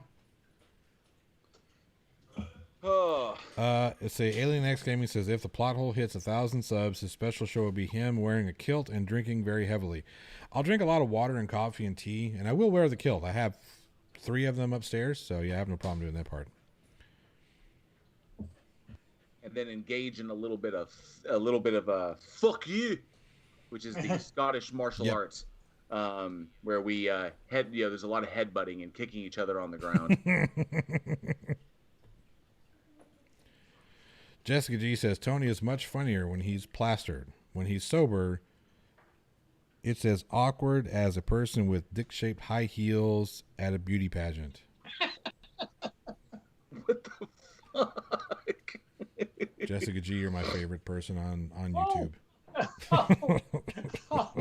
Truly. Alien X Gaming, no, I stopped drinking, geez. Long time ago, almost 4 years ago. How long has it been? How long was it that you stopped? Like 4 years ago? 3 and almost 4. So yeah, about 3 years, a little over 3 years for me. It got to the point where a full bottle of whiskey was just like drinking water, and then I was not a nice person, so I stopped doing it. Yeah. Oh, well, thank you, Pip Parrot. That was almost a good Scottish accent. I appreciate that. I love you. Always have. Always will. See, that's what I used to do. I used to watch movies so much when I was younger. Like Braveheart, I watched that fucking thing I don't know how many times. That replaced my Masters of the Universe obsession. Braveheart did. And I thought Angus McFadden was awesome in that movie. It's fun. Download it. It's really cool. But yeah, I would do that, and I would just recite lines. And then when I became a bartender at the local pool hall, my boss hated me because random times throughout the day, I would just yell out 40-year-old virgin quotes. Nipple fuck or Kelly Clarkson. ¿Cómo se llama? Oh, dude, you look like a man-o'-lantern. Yes, just random. Yeah. And then she would she would be in the middle of a shot, because we not like a drink shot, but like a pool shot. And I would, unbeknownst to me, I would just yell out nipple fuck, and then she would fucking shank it and get pissed off at me. Jessica G, yes, I am looking down on my phone. I like to see what people are saying, but no one subscribes to my ChatterBait account. One person subbed, and then word spread. All right. So you said you had something to complain about. Oh, I'm still a little butthurt about the Marvel versus DC debate. That was supposed to take on friggin' fight in that. And if his performance against Katz was any indication of how he would have performed against me, I would have buried. That's why he didn't want to do it. That's why he's avoiding you. In his front yard. He doesn't have a front yard. He doesn't have a front yard. He's in England, or he's in Scotland. They don't have front yards in Scotland, just backyards. So, it just, I was sitting there in the chat, and I'm just going. Everybody can tell. Oh, JL's going to be like all over the screaming from the chat, and I'm like, yes, because Katz put up some okay arguments. He really did. He held his own, but there were like pieces to his arguments that should have been in there that weren't in there, and I'm sitting there going like, oh no, and just. I was bummed. I was kind of bummed that I'd spent all this time. I challenged him openly, on his show. I was like, I'll freaking destroy you, Marvel versus DC. And this has been going on for a while. He's talked some shit. I talked some shit, and everybody was like, yeah, let's do it. And then all of a sudden, I see this deal. He's going up against Katz. I'm like, what? But here's the thing. What? Here, I want you to understand. Here's one thing I want you to understand. He has no problem losing to Conspiracy Cats because Conspiracy Cats is. He's got what, like 35, 40,000. He's a bigger channel. He'll lose to a bigger channel. He doesn't want to lose to you because here you are, this relatively new person in the community that is probably more researched and better prepared for any debate that I've ever seen in any one of these debates, right? Aaron Ra is an exception, though I don't think I've ever seen him debate. Yeah, but out of all the debates that I've seen, and I've seen it quite a bit, not just Team Skeptic and Fight the Flat Earth, but other guys too. I don't think anybody is as prepared for a debate as you are. And I don't think Fight the Flat Earth can combat that because he secretly knows that Marvel is better than DC. Yeah. I do try. I mean, not to toot my own horn. We have to stop this conversation. We have to stop the conversation. You've been digging yourself in quite deep over the past little while. Well, what happened? The nerd police have been mobilized. I defy the nerd police. You defy the nerd. Take it on down the road. Well, they're undermanned at the moment. They only had the 2 officers here. If Martian Easter was around, it would be a different. They have a 1021 on a serious nerd outbreak. But yeah, Captain Quinn said Katz got the Hulk wrong. He didn't invent time travel. He tried and he messed it up.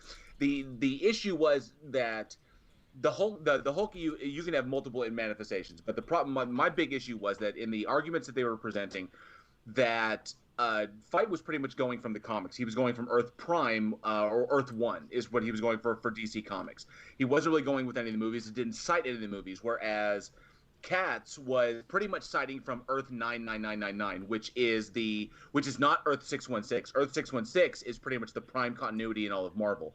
And when you combine the two, you're going to get wildly different things because Earth 9999, which is technically the MCU universe, in that universe, things are a bit different. But there are some other aspects that he dropped. It's like when you combine the 2 universes as they established in JLA versus Avengers, when the 2 universes are established, that items of extreme power in the Marvel universe do work in the DC universe because the 2 universes are joined. So if these fights are taking place, then we have a joining of that universe. That means the Infinity Gauntlet does work in that respect. But he should never have brought Thanos against Manhattan because that should have been the one above all, which effectively is the same thing as Manhattan. So at most it would be to a standstill, but one above all does have some abilities that Manhattan does not have. That's why I was screaming one above all, because one above all has the ability to unwrite reality. He can unwrite reality and write reality, whereas Manhattan is still bound by the laws of physics. Is that he can't unmake the laws of physics, whereas one above all, he actually can by unmaking them. So that's the whole big thing. And the only thing that keeps him in check are individuals like the Living Tribunal and Eternity, which was not brought up. And then when you bring up the Hulk, he never brought up Maestro. Maestro is the future version of the Hulk, which is basically Professor Hulk with Hulk's maximum strength and all of the Avengers weaponry that he's collected, because he's so far in the future, everyone's dead. So he didn't bring up Maestro. He didn't bring up There's Gray Hulk, there's Green Hulk, there's Professor Hulk, there's Maestro. And, if you're going to go 616, you got to go through all of that. So, yeah, there should have been some better preparation. But and I would have stepped on FTFE, but I was kind of hurt because I just popped. I was like, what's going on in YouTube land today? And I thought I was like, Marvel vs. DC. What the fuck? So did you see? That Trump is holding a whole bunch of rallies after his COVID fiasco? Wow, that was a segue. No, I just wanted to linger slightly on this. To be fair, JL, you do hide it very well. We could hardly tell how much this meant to you. You've bravely forborne from dwelling on this harm too much. So I can't taste that sarcasm at all. Yeah, so JL just lost me, Tina Jones. I cannot tell you that while a majority of my youth was misspent, a good amount of my youth, when I would say from about 17 to 23, I was very, very aimless, and I wasn't doing much with my life. And a lot of my time was spent sitting in a Denny's or sitting in an IHOP for 8 to 9 hours at a time drinking coffee. I'd go there with my friends. Back when because we were the guys who would get together at like the Denny's or the IHOP, smoke cigarettes when they had a smoking section, drink coffee for like 8 or 9 hours straight, having conversations like this at for whatever, and it was on anything. It was everything from nerd stuff to philosophical stuff to logic and reason and rationality and various things. And we would just do this like 5-6 times a week. Wait a minute. Because I had nothing. I was doing nothing. Were you at the IHOP over in Lake Worth? Because every time after band practice, and I don't mean like fucking, I don't mean that kind of band practice. I mean like the metal band, the band performing band that I was in, that we played metal music, we played real music, mm-hmm. We fucked girls. Anyway, every time we would finish with band practice, we would go up to IHOP and drink coffee, have food or whatever, and there was always this table of nerds, fucking playing like Magic the Gathering or Dungeons and Dragons or whatever. And I was like, oh, that's pretty cool. They have a nice little hangout. No, we didn't game while we were out.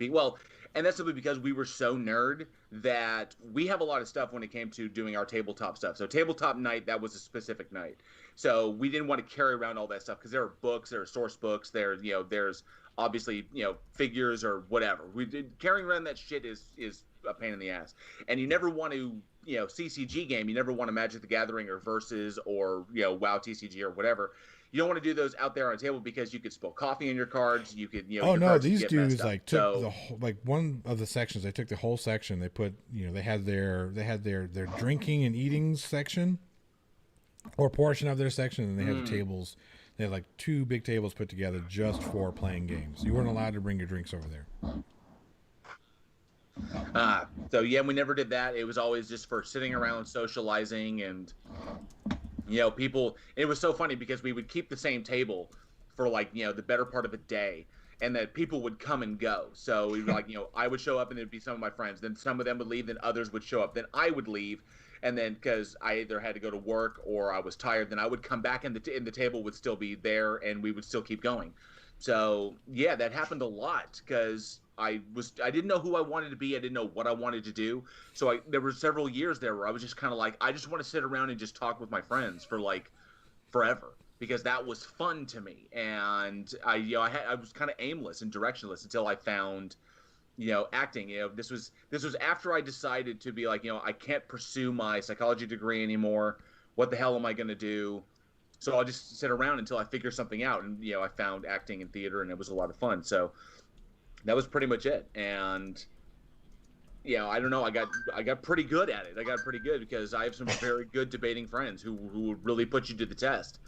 And I don't know. Jessica G says you're going to want to cut that beard off when you're done with the swirlies. But the I can. I have to say that I got quite frustrated with the Marvel universe. When I was an undergraduate, I was reading all the Marvel, and then they came out with X-Force, and I'm going, okay, you know what? This has actually gotten beyond a joke here. These people just want my money, and basically I stopped reading at the point where X-Force was a thing. So X-Force was intended as a dig at what Image Comics stuff like that, because a few people really understand the big separation when Todd McFarlane and all of his crew ran off from Marvel because Marvel was fucking them over, in regards to pay. So McFarlane got pissed off and he took a bunch of people with him, and they broke off and they formed Image Comics. That's where Youngblood came from. Youngblood came from because it was a send up of stuff in Marvel that they had worked on, and they just reskinned him and made it completely ridiculous.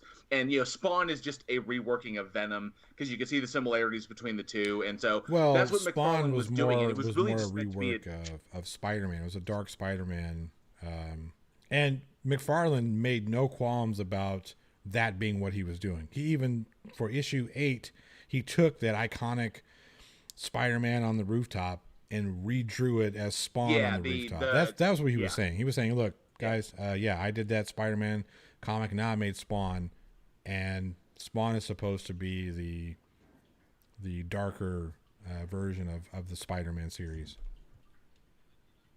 And I dug it. I mean, you can see the similarities between his Violator stuff and his Venom stuff, and he's the one that pretty much established the iconic the iconic look of Venom through his whole. I mean, his run on Spider-Man was amazing, and I loved it. I really, really did. And then of course he brought that over to Spawn and did. I'm a big Image fan. I like Image's stuff, but and Image led me to Top Cow because I really dig Top Cow stuff. Witchblade and the Darkness and stuff like that. But that's pretty much it. I mean, he's not nerd enough. Maybe he's not nerd enough, to take. Who's not nerd enough? But I was. No, it's not that he's not nerd enough. He knows he can't win. And I'm saying this hoping that he watches this, but he won't. Well, he can't win because Marvel is objectively better than DC, or he can't win because I'm better than he is. Okay. That makes me feel better. At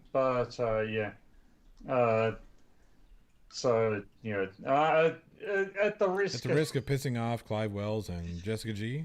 at the risk of pissing off Clive Wells and Jessica G, actually, I left Marvel behind to go on with Vertigo, and in particular the works of Neil Gaiman, which I think are still quite good. But anyway.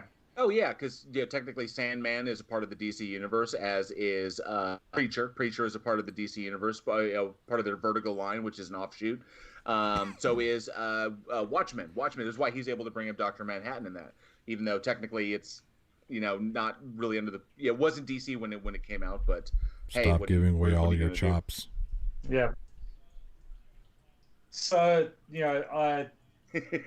I am now nostalgic for a period where I didn't know any of that, which was actually about 30 or 40 seconds ago, because I really quite dislike DC. With the exception of Batman, I don't think they've got anything going for them whatsoever. My big argument on that was that it came down to the mentality of it, is that at the time that Superman came out, this was 1943. Correct me if I'm wrong. No, I think you are wrong.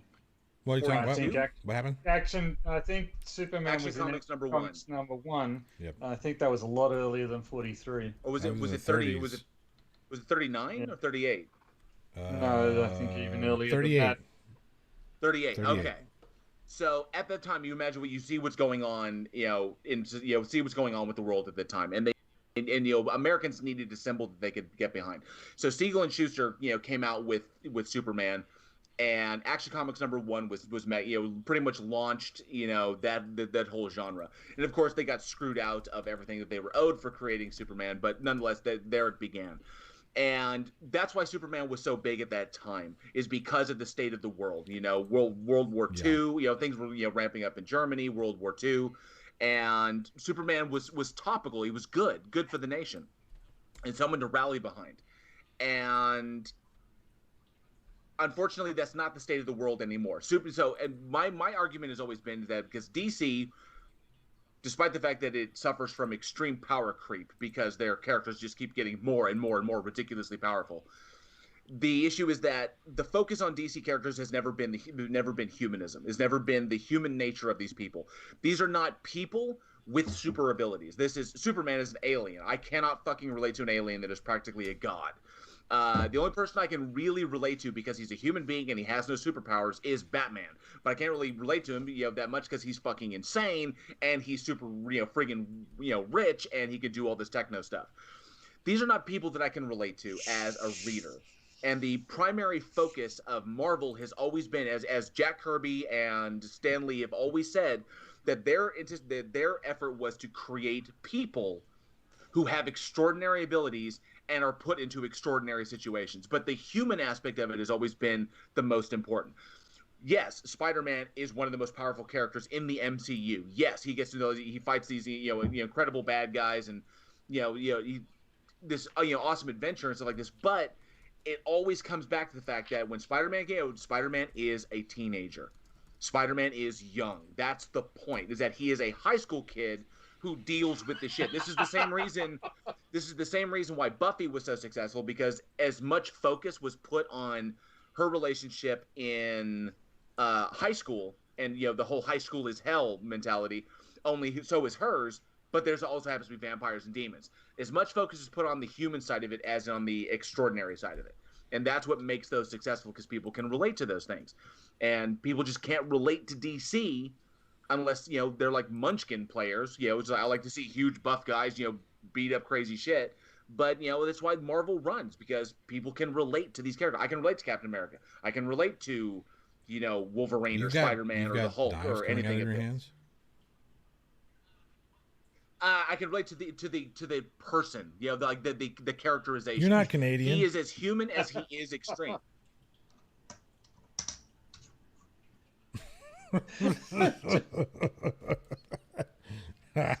Oh dear. Oh, Clive Wells, that is so mean. This is an attack on the NPD. He's trying to drive us into a coma. That's hilarious. No, it was the earlier one, equally interesting. A wall of paint is drying somewhere right now. Let's watch that. All right, so let's get on to some more topical stuff. Well, our last topic of the morning/evening. So let's. I tried to bring it up earlier, but you guys were seriously nerding out. I was seriously nerding out. I barely said anything since people said that drunk Tony is the best Tony. It makes me feel very self-conscious. No, drunk Tony is not the best Tony. He's a different Tony. Equally as good as a regular Tony. You kill that bottle back there on that shelf, and you'll be right where people want you. All right. So how confident are we that our election is going to be fair? I'm confident that it will. Apparently, good old Donald Trump thinks that there's going to be nothing but. He has backed off of his willingness to defy the election. He's backed off on that a little bit, and now it's, I'm going to, I'll accept it if it's fair. That's just another way of saying that he's not going to accept it. Right. Yeah. Same argument that theists get into, that if they can't be wrong. They can't lose. They create a circular argument that either way they're in the right. If they lose, it's because the other side cheated. If they win, it's because it was fair. It was intended. So now prepared. It says no politics. Well, Jesus, what are we supposed to talk about, Pip? Huh? You want to go back to talking about? We could talk about Pip wrote a poem. I asked Pip apologized for not making it to my live stream, and I said, "Do you have a note?" And so she has written a note in reply, which I think is very sweet of her. So yeah, but now I feel like I might have to. There are already demands that I write a poem by way of reply. Drunk Tony doesn't as much. Yeah, that's true. Yeah. Also, angry Tony doesn't as much. I like how you while saying that. I like how you while saying you don't as much. Yeah, because I'm not drunk or angry. Chris Durham said, "Until Citizens United is reversed, no election is fair," and that's partially true. If everybody voted, if we had like 95% voter turnout across the nation, then Citizens United wouldn't matter, because you have to the whole fight of that is that everyone has to vote, whether you vote left or right or independent or even write-in, it doesn't matter. You have to go out and vote. And if 95% of the friggin' if we had 95% voter turnout, then like I guarantee you, if we had 95% voter turnout, Trump would not have won 2016, because there comes a point when the American people cannot be countered to a degree. I mean, you just can't. And in this respect, we just need the voter turnout. That's been proven, right? So if you take a look at all the voter elections, all the elections over the course of the history of the United States of America, if you look at the history, whenever we have the higher turnout we have, the more liberal president we've had, with the exception of two.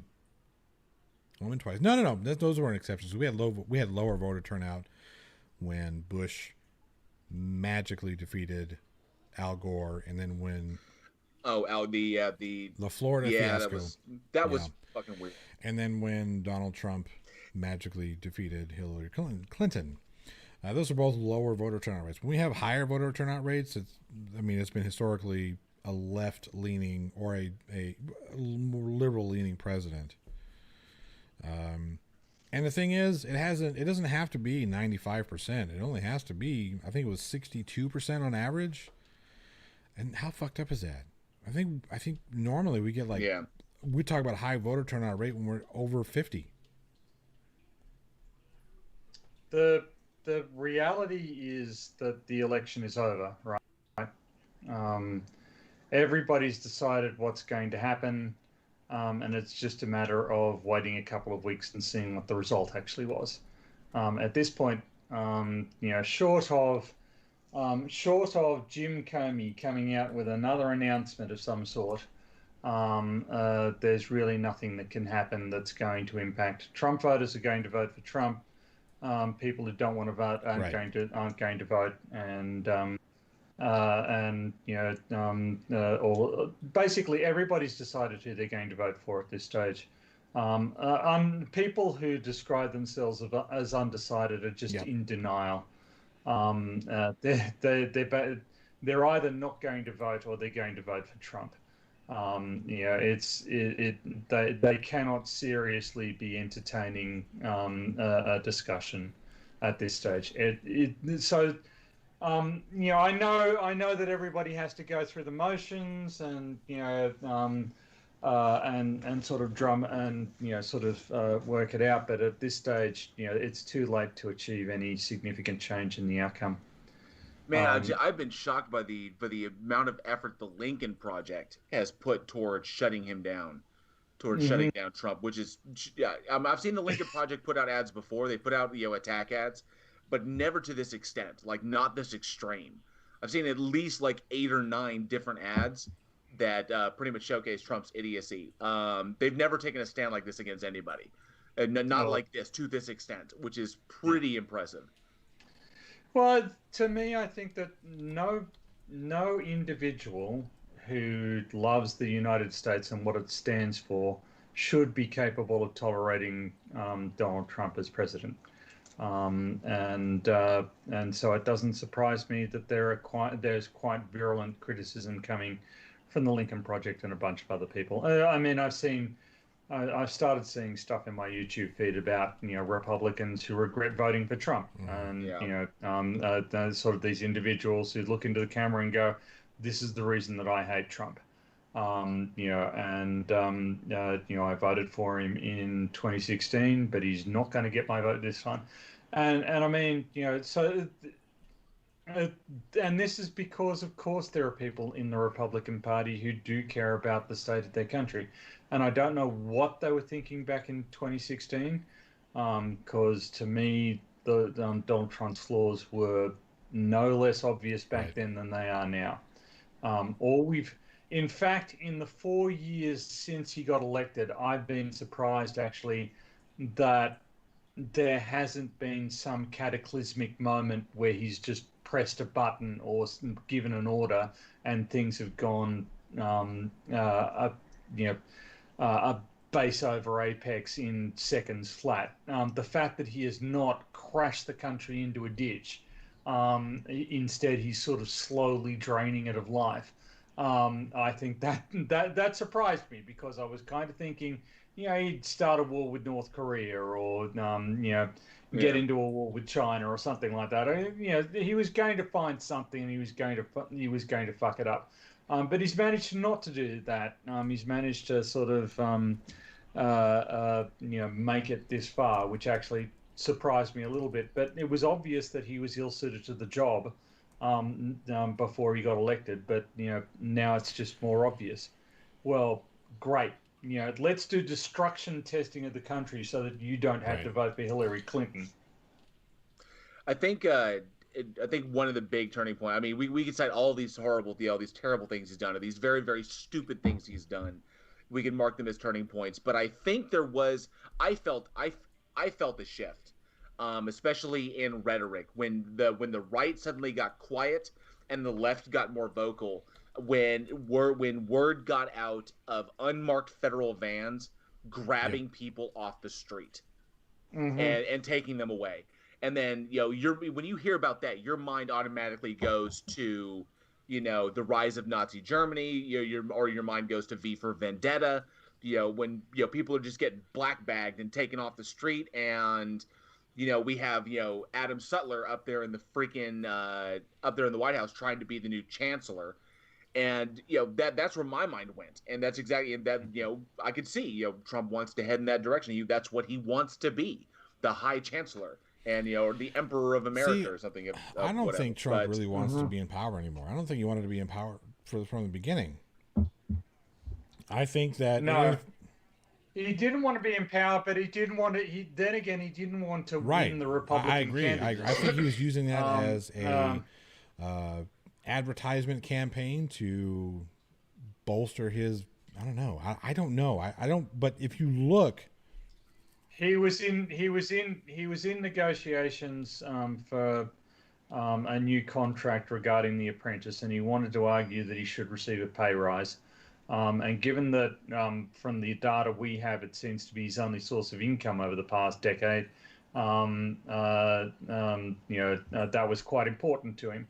But then he ended up winning the Republican candidacy, and he just didn't want to lose. If you're one of 12 Republican candidates, then you're not the only loser. But as soon as it became him versus Hillary, it would have been a really I think he did want to lose. So he didn't. I disagree with you. I think he did want to lose, because if you look at the amount of crazy, I think he expected to lose.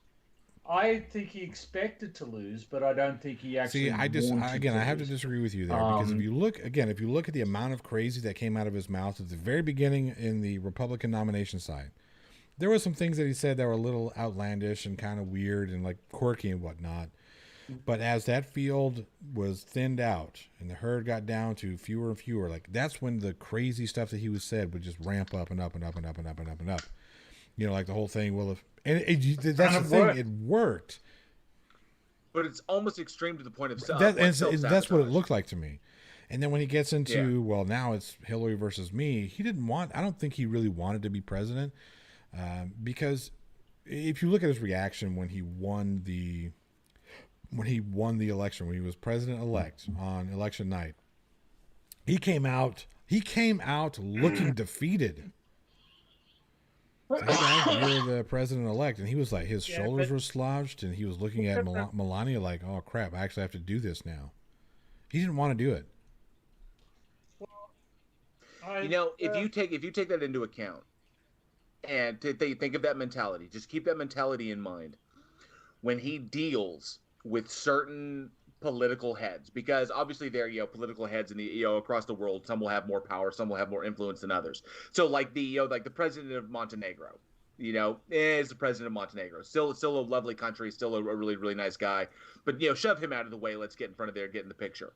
But you take someone like Angela Merkel, you take someone like Vladimir Putin, extremely powerful heads of state who do not fuck around, both politically and militaristically.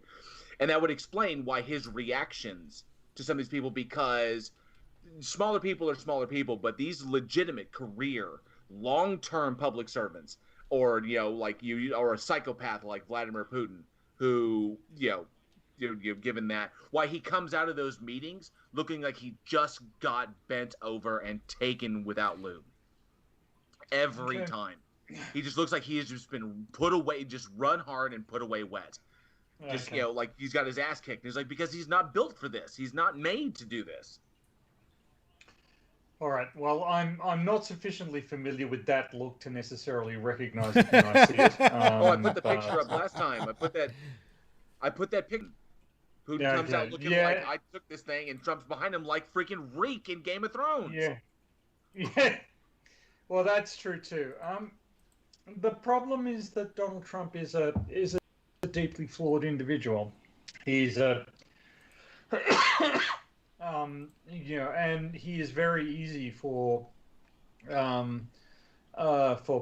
somebody like Kim Jong-un or Vladimir Putin to manipulate and as you say, twist to their will. He's defenseless against that sort of stuff. But I suspect that his susceptibility owes a lot to his financial interests. Everything seems to, like his friendship with Erdogan of Turkey, seems to owe a lot to the fact that he had significant financial dealings in Turkey. But anyway, I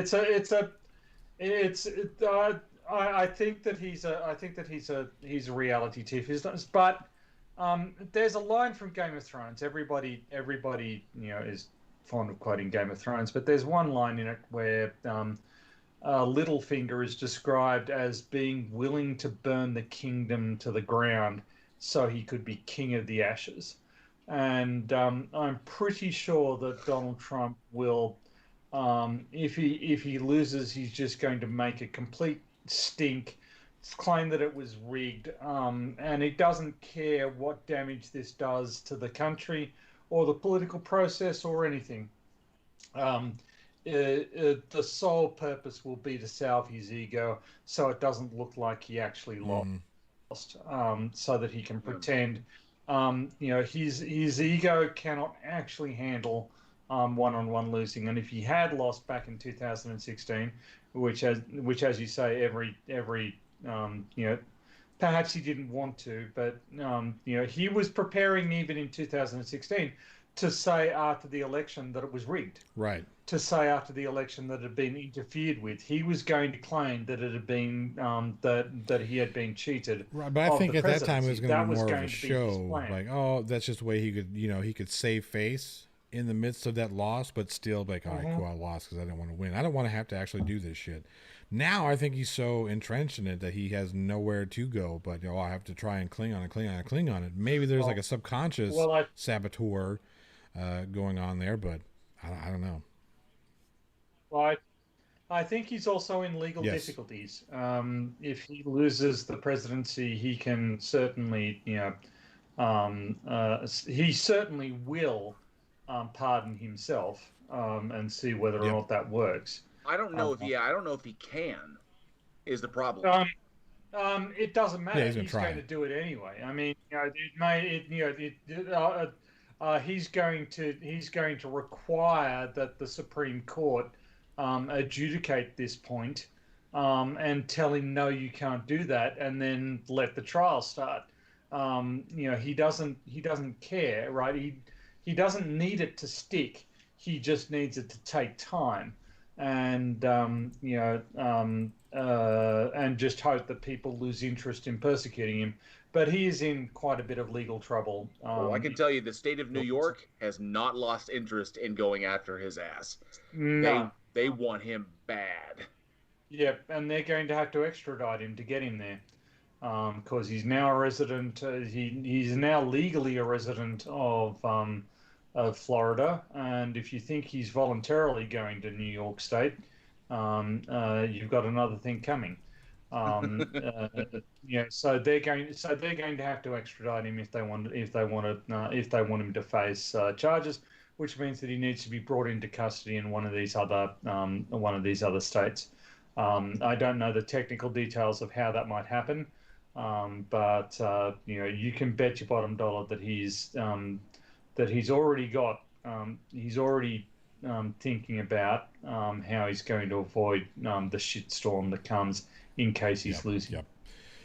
So polls do have Joe Biden ahead by double digits, but not in the battleground states. It's a much closer. And this is Joe Biden's campaign manager saying, "Hey guys, look. Yes, the current polls are showing that we have a double-digit lead, but it's a lot closer than those polls suggest. If you look at battleground states, they can literally go one way or the next at any point in time. So it's important for people to get out and vote, regardless." Yeah, I think that's the key thing, and I mean, compulsory voting isn't. I used to think that compulsory voting was great, and then we elected Tony Abbott Prime Minister, and quite frankly,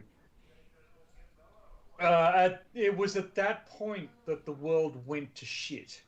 We elected Tony Abbott Prime Minister, and then the Poms voted for Brexit, and then Trump got elected, and you're just thinking, so what? Now we have to do something stupider than you guys? It's like a one-upper, yeah, exactly. Yeah. And I think we have one-upped all of them. That's right. And how are we supposed to one-up you guys electing Trump? I mean, we did elect Scott Morrison. So I guess that's a step in the right direction. Anyway, I think at this stage, really the election campaign is over. And everybody is still finding things to sort of look at and analyze and make shows about and all of that sort of stuff. And, look outraged by the way Trump's behaving, but what Trump is going to do is make as much fuss as he can leading into the election, and then as much fuss as he can coming out of the election. And various people are going to have to step in and tell him to be a fucking adult and get his shit out of the White House. But the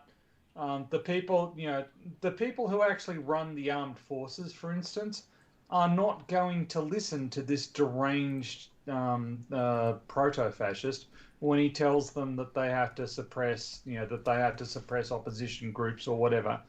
The American army has sworn to uphold the Constitution, not to serve, the tangerine Mussolini. So it's, it's a.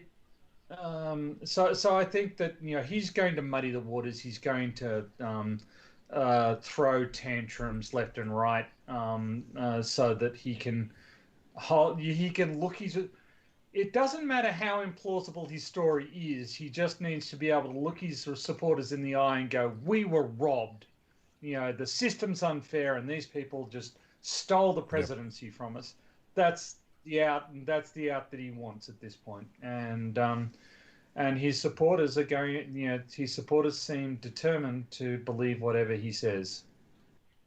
Well, given whatever the state is, whether it's Biden or Trump, and I know at this point it's up in the air. I've still got my fingers crossed for Biden,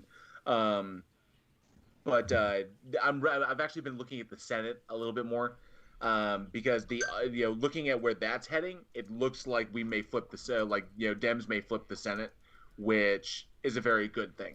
Yeah, so that's where you can neutralize. If, that's where you can neutralize a bad choice for president, by the way. Yeah. So if Trump does win, but we flip the Senate, he's lame duck. He's not going to get shit done. No, he's not president anymore. Yeah. Barr isn't Attorney General. Pence isn't Vice President, and he isn't president anymore. Basically, they indict the shit out of the entire administration, and Pelosi ends up president because she's the majority leader. Once you get rid of the vice president and the president by indictment, the presidency falls to the majority leader in the House. It's if it flips and Trump gets reelected, they will indict everybody whose name you've ever heard of in this administration, and they'll do it, and it'll stick this time. You can bet. And actually, yeah, Amy Hogan is correct. We need to get rid of Mitch McConnell. And yes, Mitch McConnell and Lindsey Graham are both in trouble, especially Lindsey.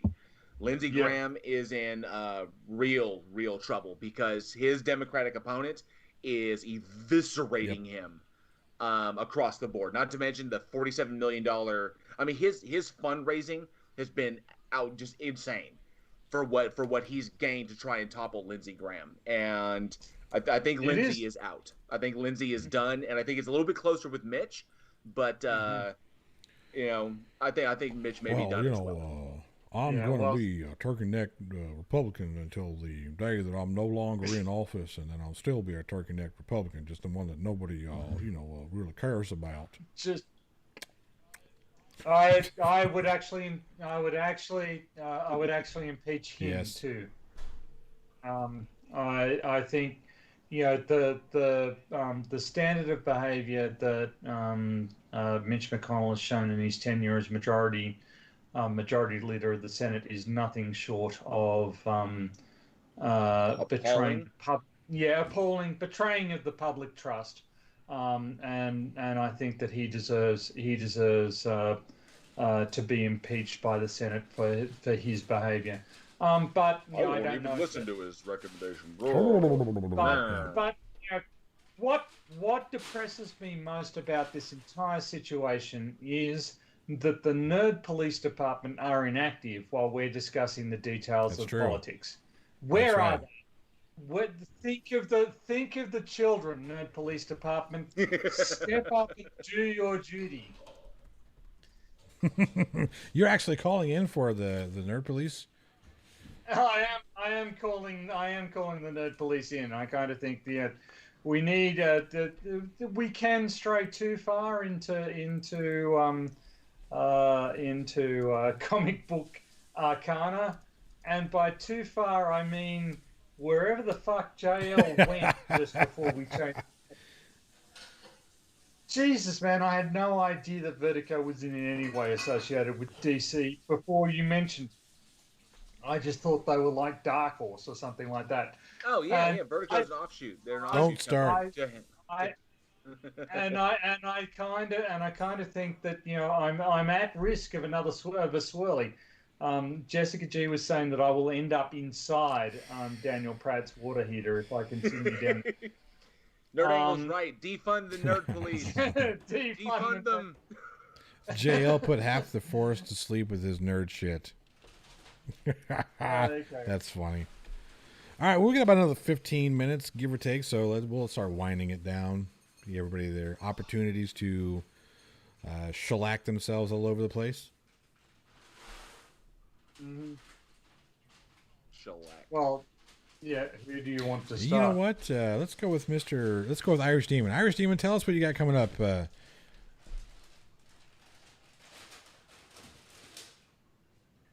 Oh wow! I didn't realize you had that videotape. Yeah. Okay. Well, his accent is less stupid. Significantly less stupid at this stage. Like Were we able to play his video? We did. Yes. Yep.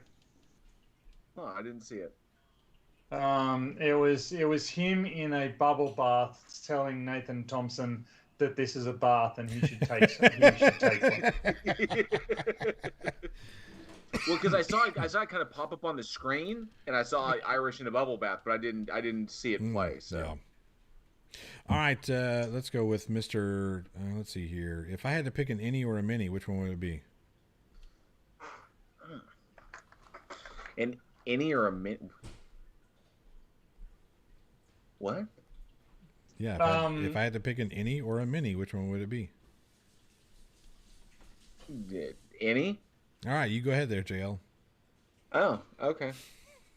I have no idea what you're referring to. You really?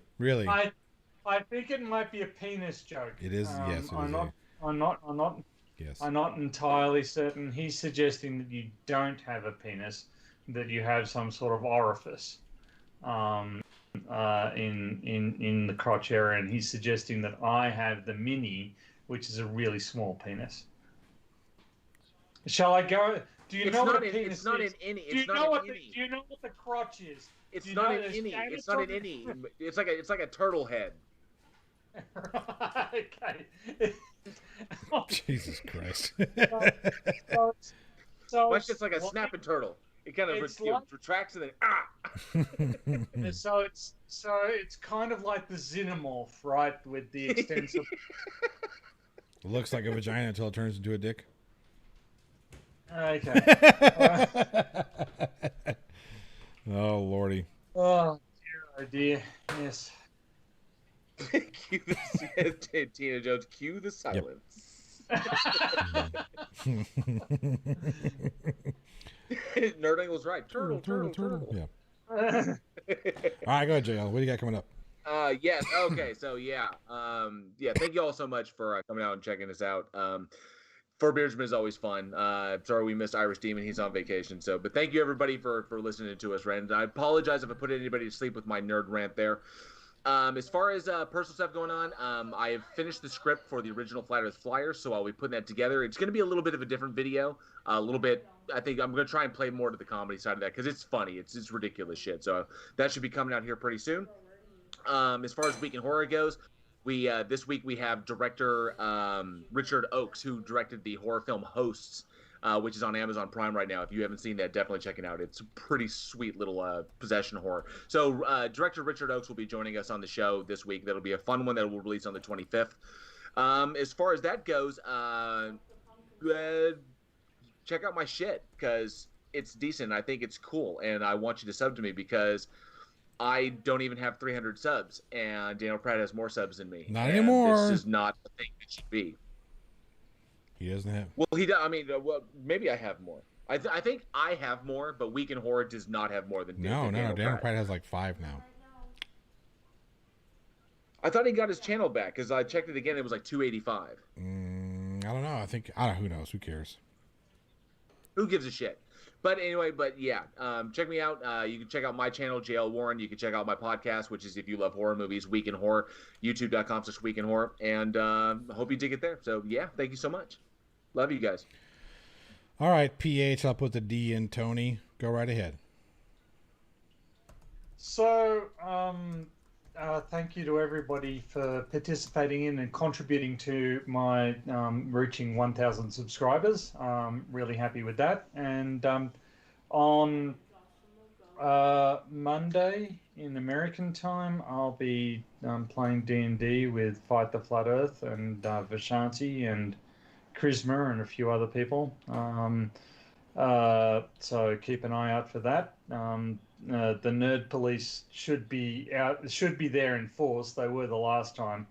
I have to say though, Clive Wells is a fairly dark contributor to a D&D session. He just when he is given control of a character, things go in a very disturbing direction. And I'm hoping to have a video come out. I'm hoping to bring a video out again about the atmosphere, but this time entropy, the second law of thermodynamics, and why we don't need a container for our atmosphere. Anyway, I would argue that the universe is a container for the atmosphere. You could make that argument. I'd probably be wrong because I don't know fucking shit about that stuff. So, oh, I guess it's my turn because we already let Irish Demon do his thing. Yeah, let's see here. I've got unpopular opinions coming out tomorrow. I've got a couple of Karens for a new video. I'm not sure if I'm going to put that out Wednesday or Friday. We'll see what happens. I think the Plot Hole Juniors want to get him to do another video, so that'll probably come out sometime either this week or next week. I also have a collaboration with Prime Red. Hopefully we'll finish the script today so we can start, tweaking it and get that shot. And they're probably going to go on Prime's channel first, and then I'll mirror it. And then Hugh Jars and I are still working on the very beginnings of a collaboration. So I got a lot of stuff in the pipeline. Should be fun. And also you can catch me on rockmetaltalk.com every Friday night at 8. PhD Tony was supposed to be there. PhD Tony said he was going to be there last Friday or this previous Friday, but he didn't show up. He was too busy being a shill, and that's fine. I cried. Apologize. Are you talking about last Friday? All right, that's no, okay. I'm sorry. We had an excellent time. It was a lot of fun. So, that being said, do hit the like and subscribe and share this stream with all your buddies because that's how, you can help support us.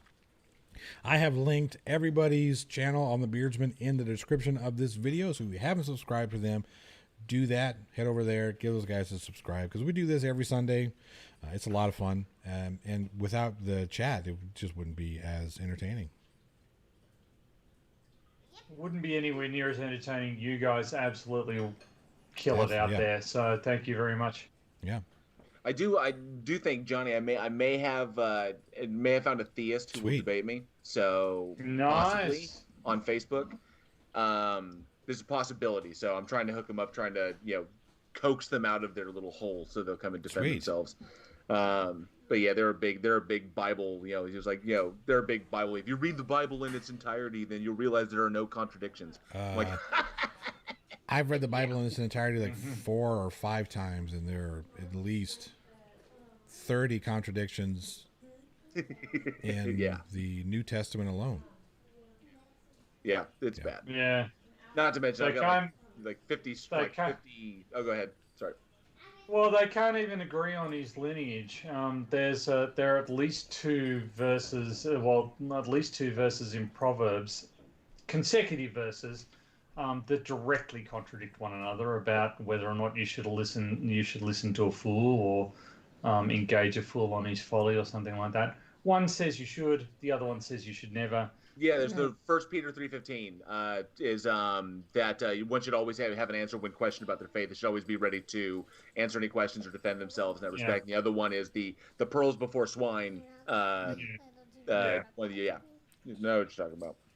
Yeah. Anyway, it's absurd. So you will kick that guy's ass. So here's hoping. It should be fun because I think it's going to be pretty much about whether or not it's justifiable to believe or it's rational to believe in a God, and that may go into I wouldn't say the historicity of the Bible, but the actual I guess the validity of the Bible. Is it valid as a book and other than an old book that exists? So.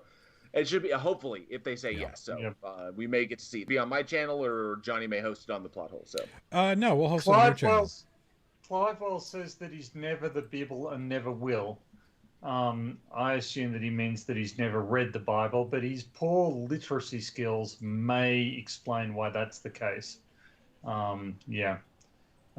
This is how Cambridge affects you. You can't even construct a seven-word sentence. Well, it would have been 8 if you'd include the verb. From what I hear, they're actually optional as far as sentences are concerned, or at least that seems to be the Cambridge philosophy. Okay. Cambridge, they do what they want because they're Cambridge. Very nice, Jessica G. After I urinate, I use pages of the Bible to wipe up. But they're very thin. Yeah. It's very, very thin, It's like using that half-ply shit at the fucking truck stop. Is that entirely comfortable? I mean, that's my question. I just think that they're not very absorbent. Because, so it's kind of a pain in the ass. Literally. literally a pain in the ass. 'Cause, your fingers poke through them, and well, she did say urinate, so yeah, that's true. I don't know how much you guys know about human anatomy. Front to back. You always go front to back. Okay. Metallica says back to the front. I'm going to play our intro again because I worked really hard on it, all of 20 minutes. It was awesome and truly wonderful, and yeah. All right, so here we go. Almost as good as the younger plot holes. That's true. She is such a sweetheart. Virginia, yeah, they're awesome. I noticed we're not going as long today as we went last week. That's true because I respect Tony's time. It's 2:00 in the morning where I am, so it's. And I was up at 6 to start organizing the live stream, so it's been a longish day, and I'm keen to get to bed at some point. Right. Here we go, gentlemen. It's been fun. Here goes the intro that we'll play as the outro, and then we'll get out of here. Everybody, thank you for tuning in. Bye. Catch us next week back on Irish Demons channel.